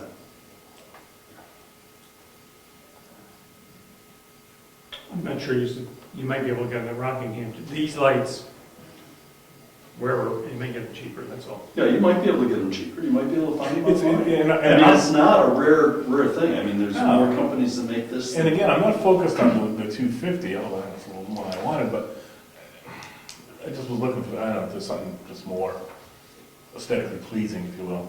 Kind of like a nice window treatment, but, you know. Good, that's nice, that's moving. Decorator. But if everyone's happy with this, let's get the lights and let's move on. I don't, you know. If you want to run down there and look, I mean, I just don't, I don't have time and I'm retired. I don't have time. There's a Rockingham in Rochester also. Yes. And there's Laconia over in Wolfboro on Bay Street. Yes, on the back bay. And they're all gonna have the same stuff. You know, the same catalog, there's only like 5 manufacturers. My guess is if the electrician buys it, he'll get a little bit of a break in the price. That's what we were led to believe.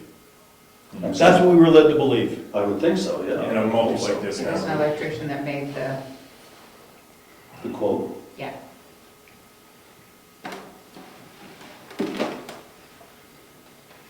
How many lights do we need? 6. And what's the light gonna be in the bathroom? Just put a simple fixture? It's an overhead? It's got to be a vent light. It's got the vent, so it should be self-contained. I assume there's a light in that. I didn't look, but I'm assuming there's a Neutral light. makes those. And Yeah. Yeah, that's pretty standard, right? Ed, what are you getting at? What's I was that? getting at that, I mean, I would donate money to buy a light fixture, and I'm sure we have enough elected officials in the town that we could combine our money and just get it done. And again, Ed, it's not the 59. Again, I just thought it was more than I was anticipating. I guess maybe I'm just cheap. I just question: are we just settling on something because it's that? And that's my only point. Again, I don't really. It's not a big deal to me. I was going to put recess lighting, and I thought that was going to look the best, but you know that got shot down. So I don't really care. What does the Heritage Commission think?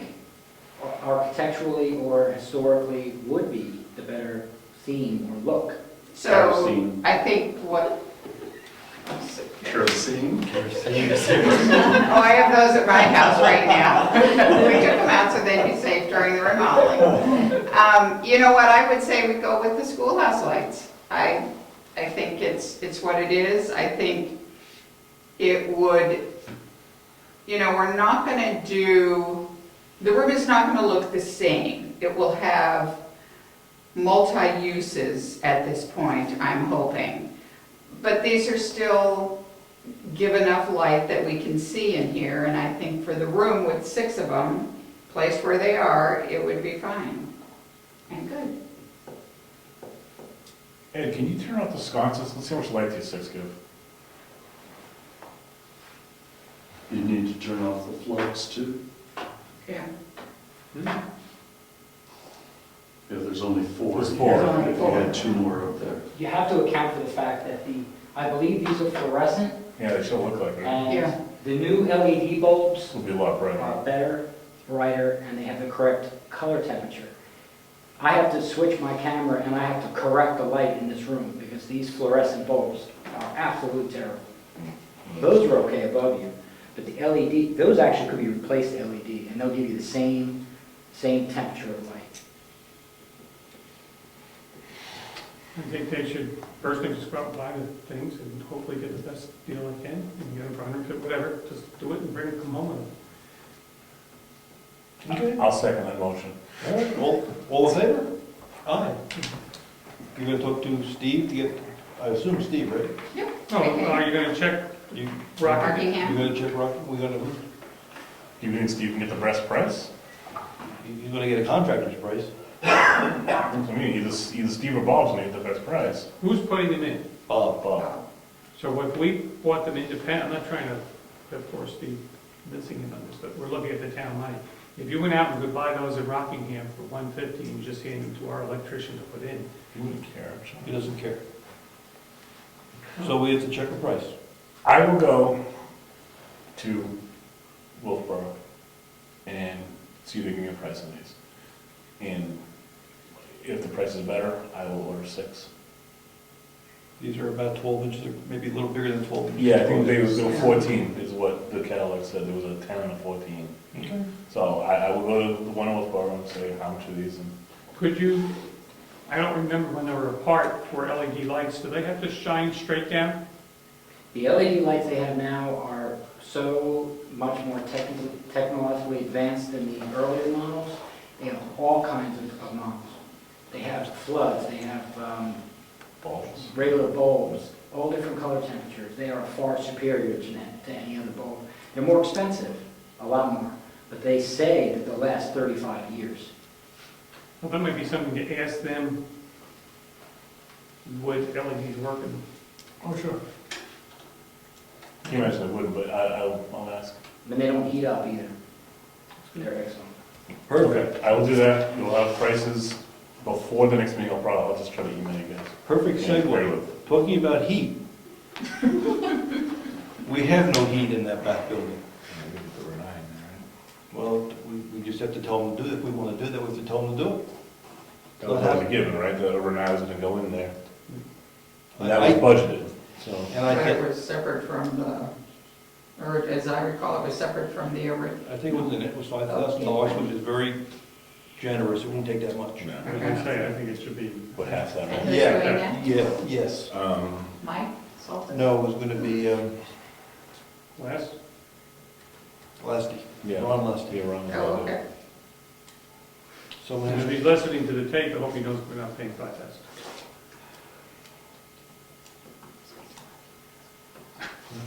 So shall I call them, tell them we want to move forward? Sure. Before pipes freeze? Yeah, well, then, yeah, good We time, do but let's get it in sooner rather than later.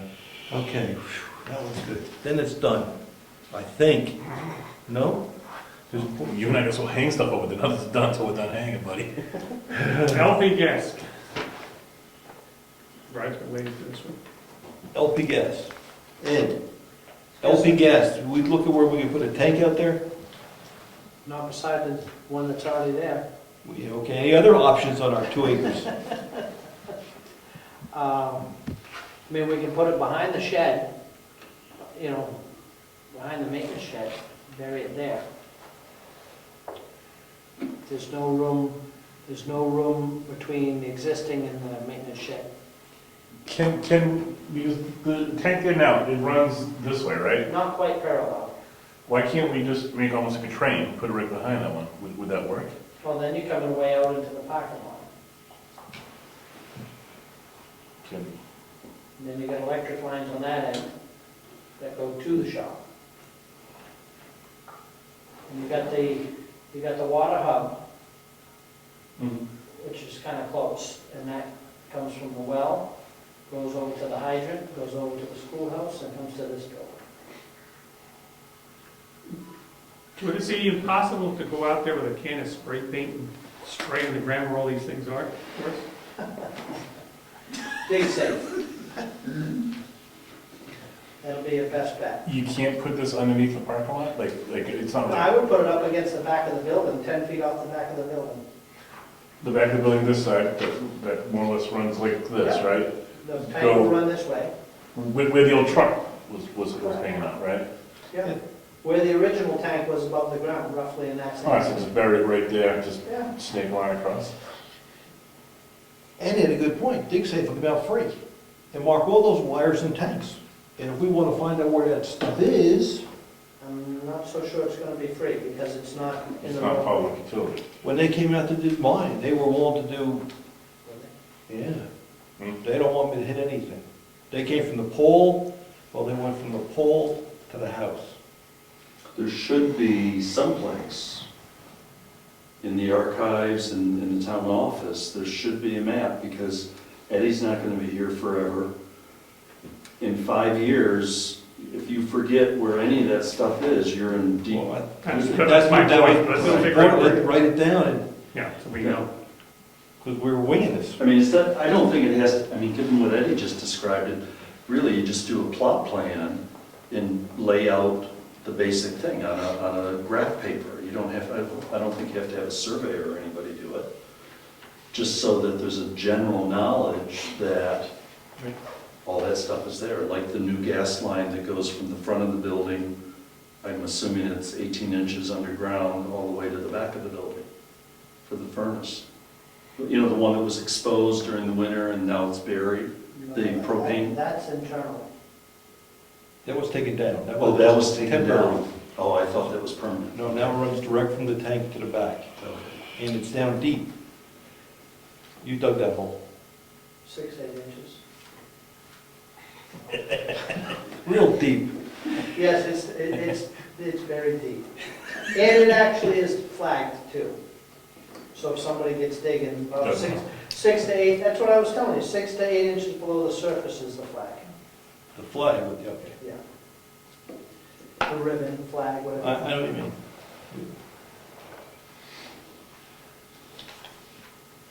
Yes, Ed? I'm just saying, maybe we could add that to CIP, that way that would be something else that we would have as part of our assets, it's part of our property. I thought CIP is capital expenditures over $5,000. I mean, we should have a plot plan. Okay, that would be If my. you mess that up, somebody unknowingly goes digging a trench down through there, it's gonna be more than $5. That's a good point. I'm gonna call, I wanna call dig safe. Yeah, I'll okay. see if they charge us. 800 a month. Just, I mean, it's money well spent. It would cost us. Hopefully they'll give us a deal. They paint the ground, and then we go out there and we transpose it to a plot plan, and we have something. Yes, Brian? Dig Safe works from memory utilities. From what? Memory utilities. Memory You have to be a utility. member of Dig Safe. I did a job up in Wolfboro last year. None of the Wolfboro municipality services are members of Dig Safe.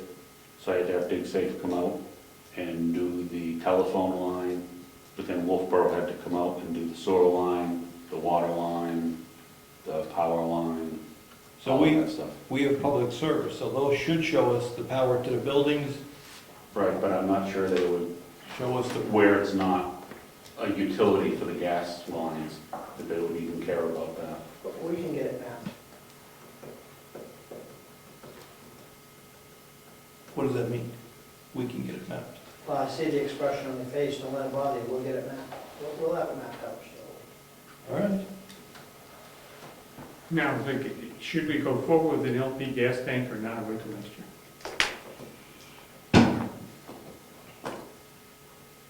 I think it's time to check the budget.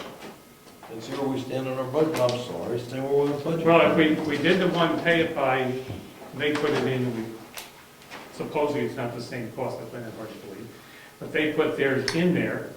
Now, we're really spending no more money, except for maybe a regulator or something, because we'll use the same amount of gas between the two of them. Yeah, but they don't want to mix modes. We own one, they want us to buy the other one. They want us to be consistent on Yeah, they our don't want one system. on, and over here, we'll put another 1,000 gallon thing, and we'll be buying another 1,000 gallons of LP. So it's $2,000. After the pellet, yeah.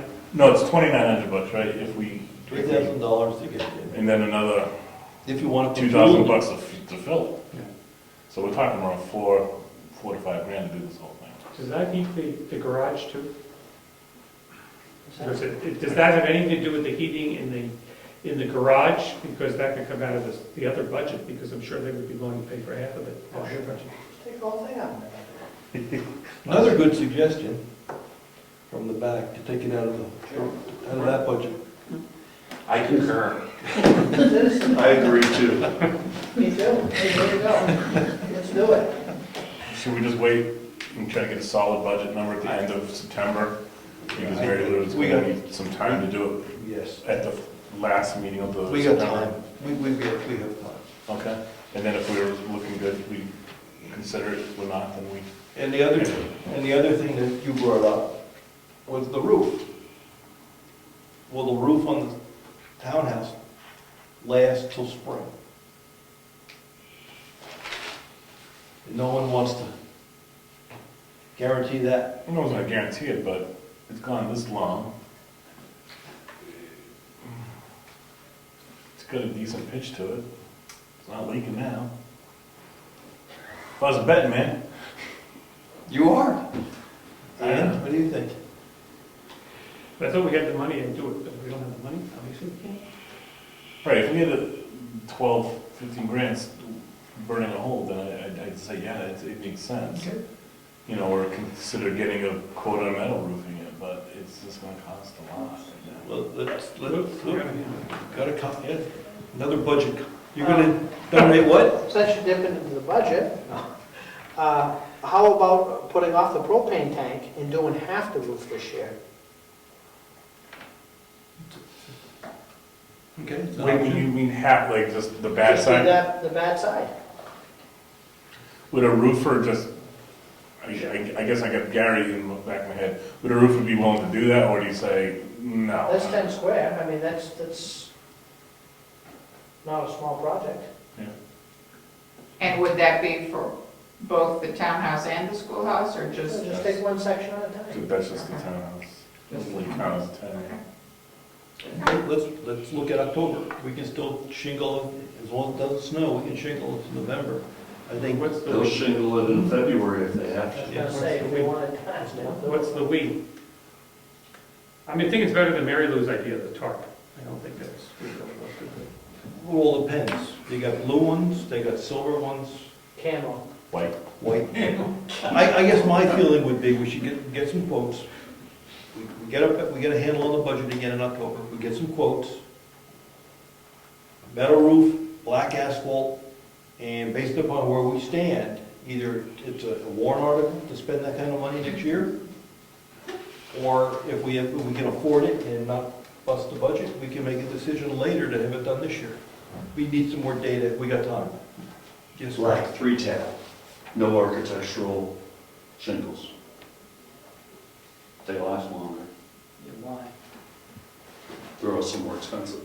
Not that much now, it's just pricing them out, I was amazed. Yeah. How close the 30-year price guarantee, is. it's a 30-year guarantee. Why were you saying no architectural? Because of the look? Yeah, in historic buildings, you don't do the architectural because they're fake. You do 3-tab because 3-tab, when they went from shakes to asphalt, it would have been a 3-tab shingle. So that represents, it's truer to the history of the building. Makes sense. That's how we ended up with 3-tab the last time. Now, obviously, we didn't get the best 3-tab, but we had the exact same discussion. There was a group of people, you may remember, those of you who were here, it used to be red shingles. And I had a discussion with somebody who thought that that was architecturally correct. And I said to them that my guess was that red shingles were the cheapest shingles they could get when they did that roof. And that's why they ended up red. And we had this discussion and we decided at that time, I think you were on the board, roughly 1998 is when that roof was done. So 16 I don't remember years. red, that's the only one that. Red is the old one, yeah. Yeah, I don't remember the red. Sounds like it's red again, they're cheap. But why didn't it last the 30 years? Pardon me? Why wouldn't it have lasted the number of years? That's a very good question. You can get 3-tab that are 25-year. I don't know if you can get 3-tab that are 30-year. I had a roofer once said to us, you only get half of the lifetime, what they guarantee. Right, yeah, but you can go up, you get the best, I would think. It doesn't owe us anything after 20 years or... I mean, we have all the information in the file on who did that, what their bid was, and all of that. I guess I'm running, were they installed incorrectly? You know, from moisture, I don't know, is there something that caused them to buckle like that?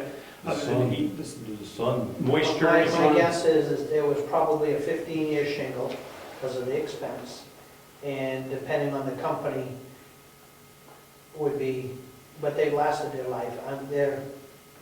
It was a Rochester company.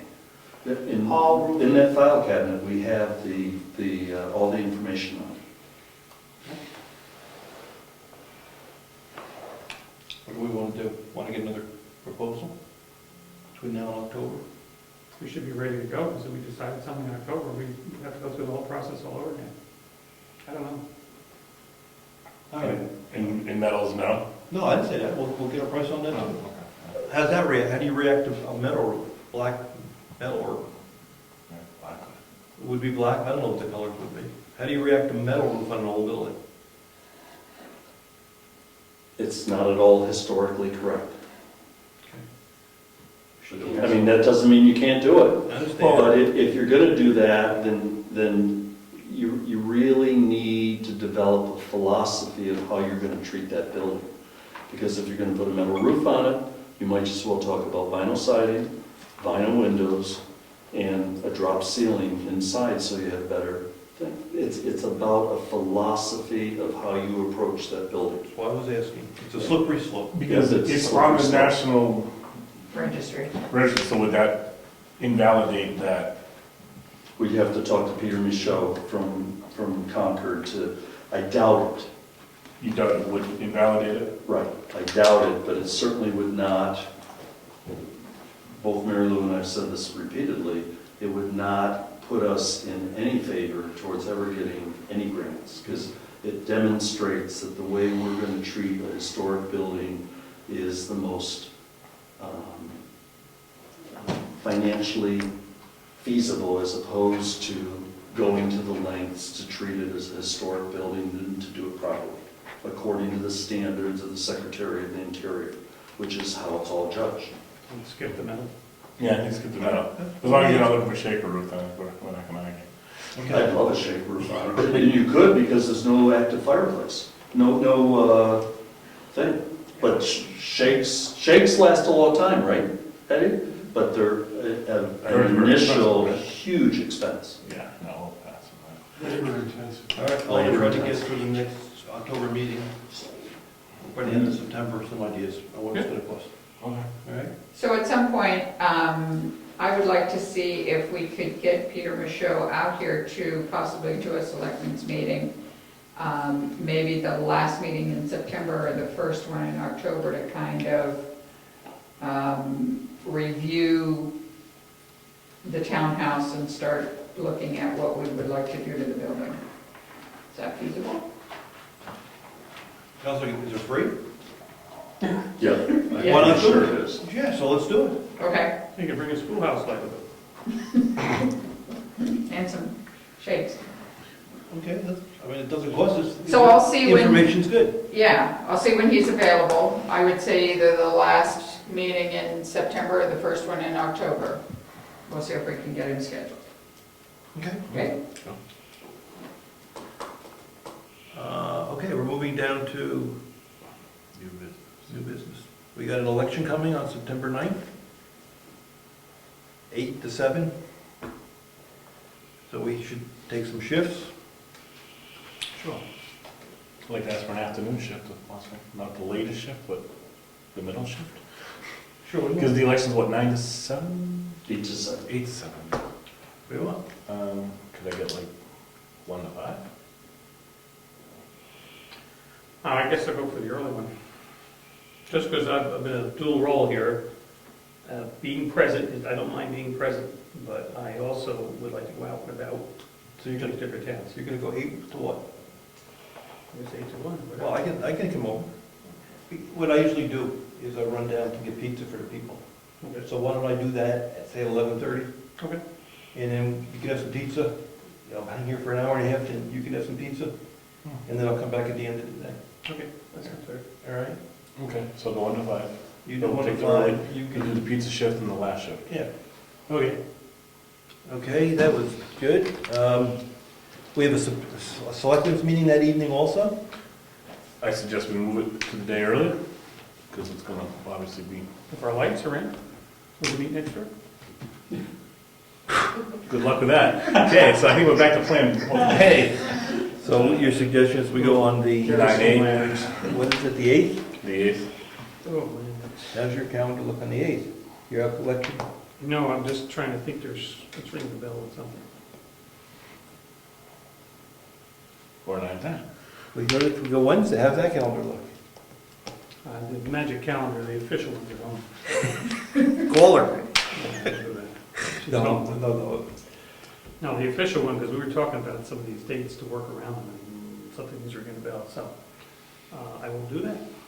You want to go on to the next one? Can we Okay. just post it? We don't have, can we just, Well, we should tell people and post it. We should post it and tell people. oh, yeah, we got to post it, We gotta- obviously. All right, so we'll try for 9/8 or 9/10. You see what day works better for Yeah. you. A regular start time is 6:30. Mary Lou, do you have a Heritage Commission meeting on the 10th? No, I've actually moved it to the 17th. I thought I mentioned that. No, you didn't, but you did to us at the Heritage. That's why you put it on. I Saying. thought I also sent it to Rose and Jessica. That's in the morning. So Yes, you somebody did. would count. Okay. Yes, you Yes, did. you did. One of the Yes, you sheets. did. did. Yes, you did. I totally missed it. I didn't do it either. So, I will know in a minute. okay. I want to talk about, So, we have to set up the election. Oh, gosh. Now you want to leave. Now he wants to leave. We have to set up for the election. Sunday. We usually do Sundays, right? You Want want- to do it, I Saturday? remember thinking the next one was. I'm here Saturday morning. But I could be. Got a lot on your plate, I want to. I got 3 hours.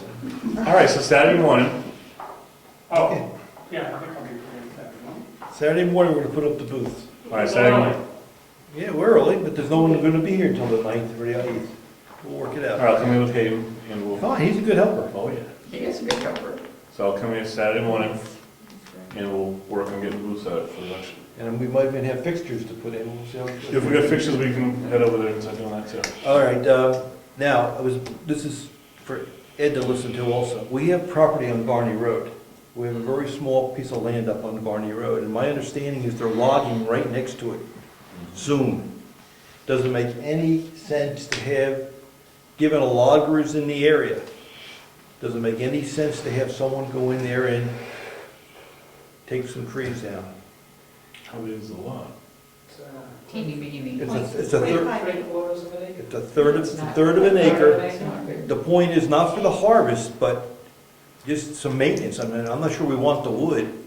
Just let it go. I mean, we're giving him the wood to do it for free. I don't know. I'm saying we got a third of an acre. We'd never pay to have somebody go in and look at that.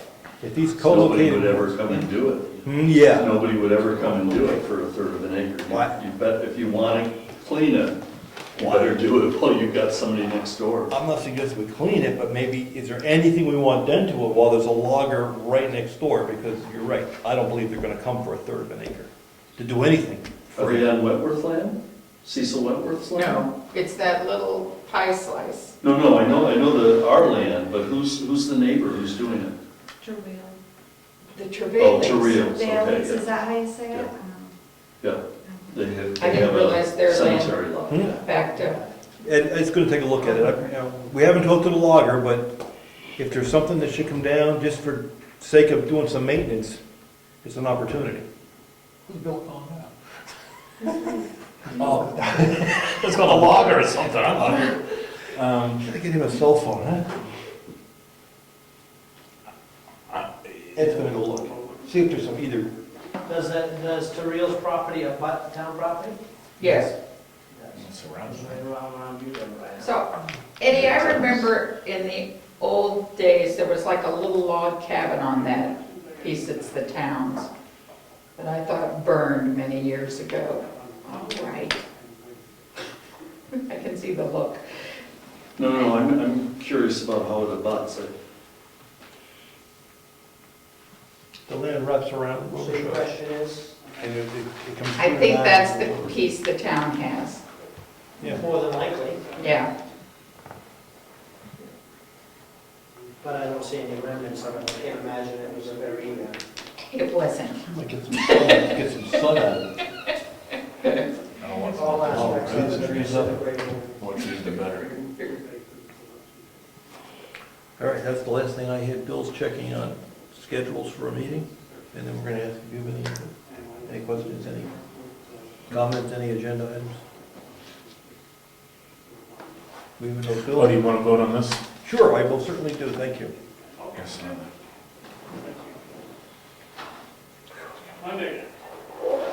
Monday what? Monday is good? Monday would be the best of both days. So Monday the If you have a 8th. problem, but Monday would be better. All right, Monday the 8th. Monday at 6:30, select meeting.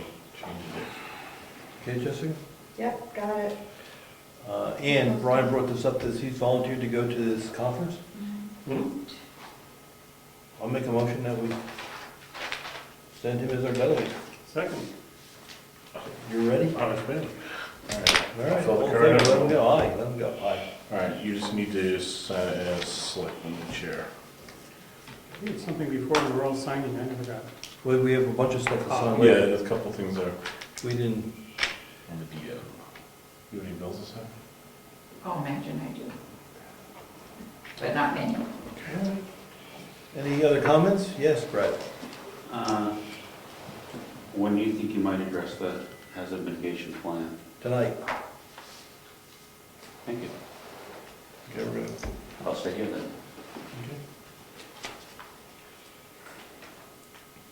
Is that why? Yes, Tom? So the next meeting is Monday the 8th. Yes. When are you going to set up the booth? Saturday, this coming Saturday. Oh, you're going to have it up for? Yeah, we've done it You'll before. leave it, okay. We just We're push everything We're gonna forward. leave it up for 2 months. It's so Okay, much fun alright. putting them up, let me tell you. Listen to it. So you're gonna set them up so much early? 2 months, there's a meeting on the 9th, there's a vote on, election on the Election's 9th. on the 9th. The general election is November 9th. Primary. This is a Primaries. primaries coming up on the 9th, and then November, whatever, is the general. The fourth. We're gonna check. Why, you know. Saturday, I'm agreeing to do something. I wonder why. No, can't be other calendar. I think I'm. I worked I worked next door for an hour, and my brethren were putting them up. I came in after an hour, we were at square zero. Yeah, oh, no. They're bears. Been through that. There you go. Only once. Oh, haven't signed, huh? Any other comments from the public? We're gonna sign bills, talk about this hazard mitigation, whether we're gonna approve it and sign those documents. And any other discussions from you? Do you have anything else you wanna bring up? No. Oh, and I have this one that's kind of on hold, but you probably haven't made a decision on that. We, That was going to be, lower the, Jessica's gonna back that down to her tomorrow. Or tomorrow. You need a copy? Should have a copy of her desk. The camera's off. there's a copy on her desk? Yes. I Oh, did just- get to oh, mention that okay. my office is gonna be closed, I forgot all about it. Not gonna blindside me with that. You're a brat, I know you're gonna give me a hard time. When you closed? Next Oh. Thursday and Friday I'll be closed. What do we got here? This Avatar bill's a beauty. Now, we're gonna take that out of the trust funds, right? We will at the end of the year, At the end of the year. Well, yeah, when the when we budget's do it. bottomed out, we grab all that money. $17,000. And an electric bill. Multiple electric bills. Do the September payroll check Okay. and throw them into this. Yes, sign it. He understands. We're gonna talk about that when we're off camera. Because, I don't yes, want to announce. I That's what we understand. said anyway. Okay, we did that, we did that. We have to make a decision on the, accepting the hazard mitigation That's plan. not, So you don't think it doesn't exist, obviously, they think. He's very good.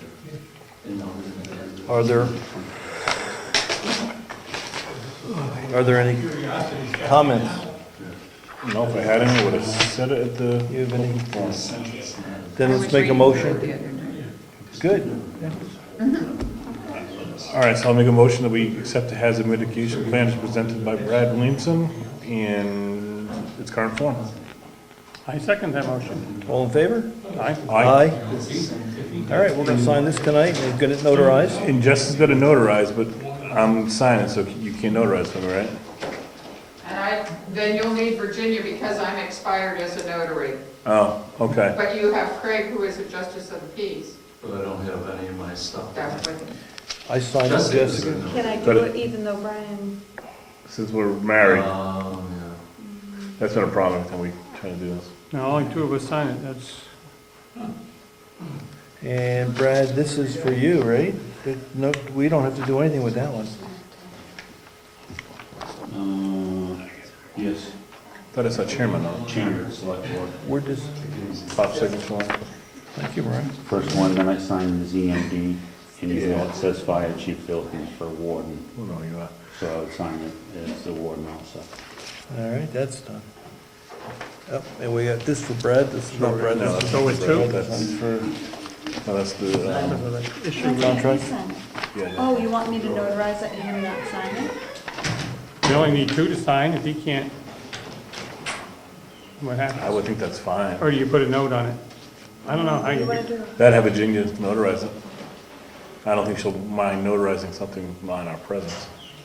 Well, yes, she will. If my preference would be to have 3 signatures on it, Okay?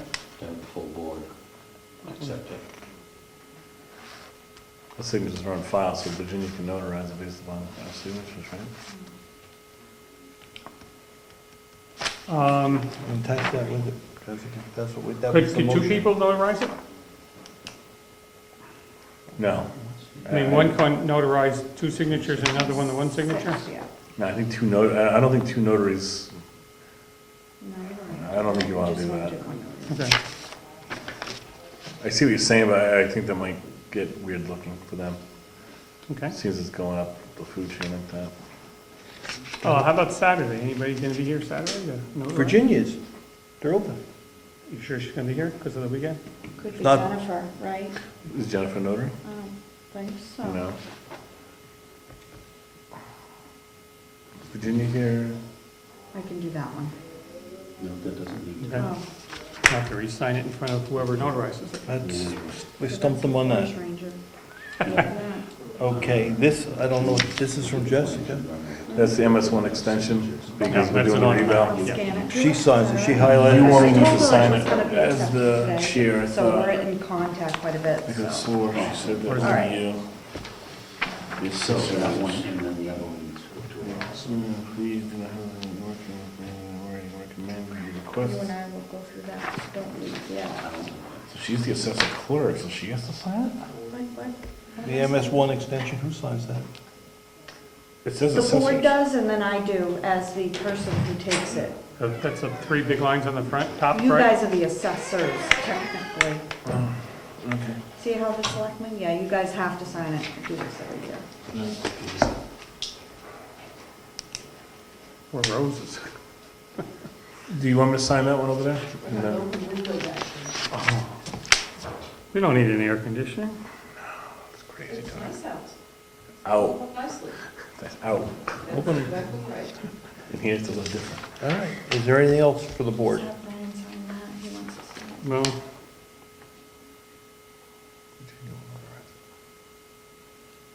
Virginia will notarize it. She knows his signature. I'm saying we're on file, so. I'll attest to it. Okay, anything else? Brad needs to sign. You signed a contract for the property? Yep, don't have to do that in the meeting. I mean, any other decisions? No. Nope, going back. Okay. Nothing non-public? Meeting, nope, meeting's adjourned. Meeting's adjourned.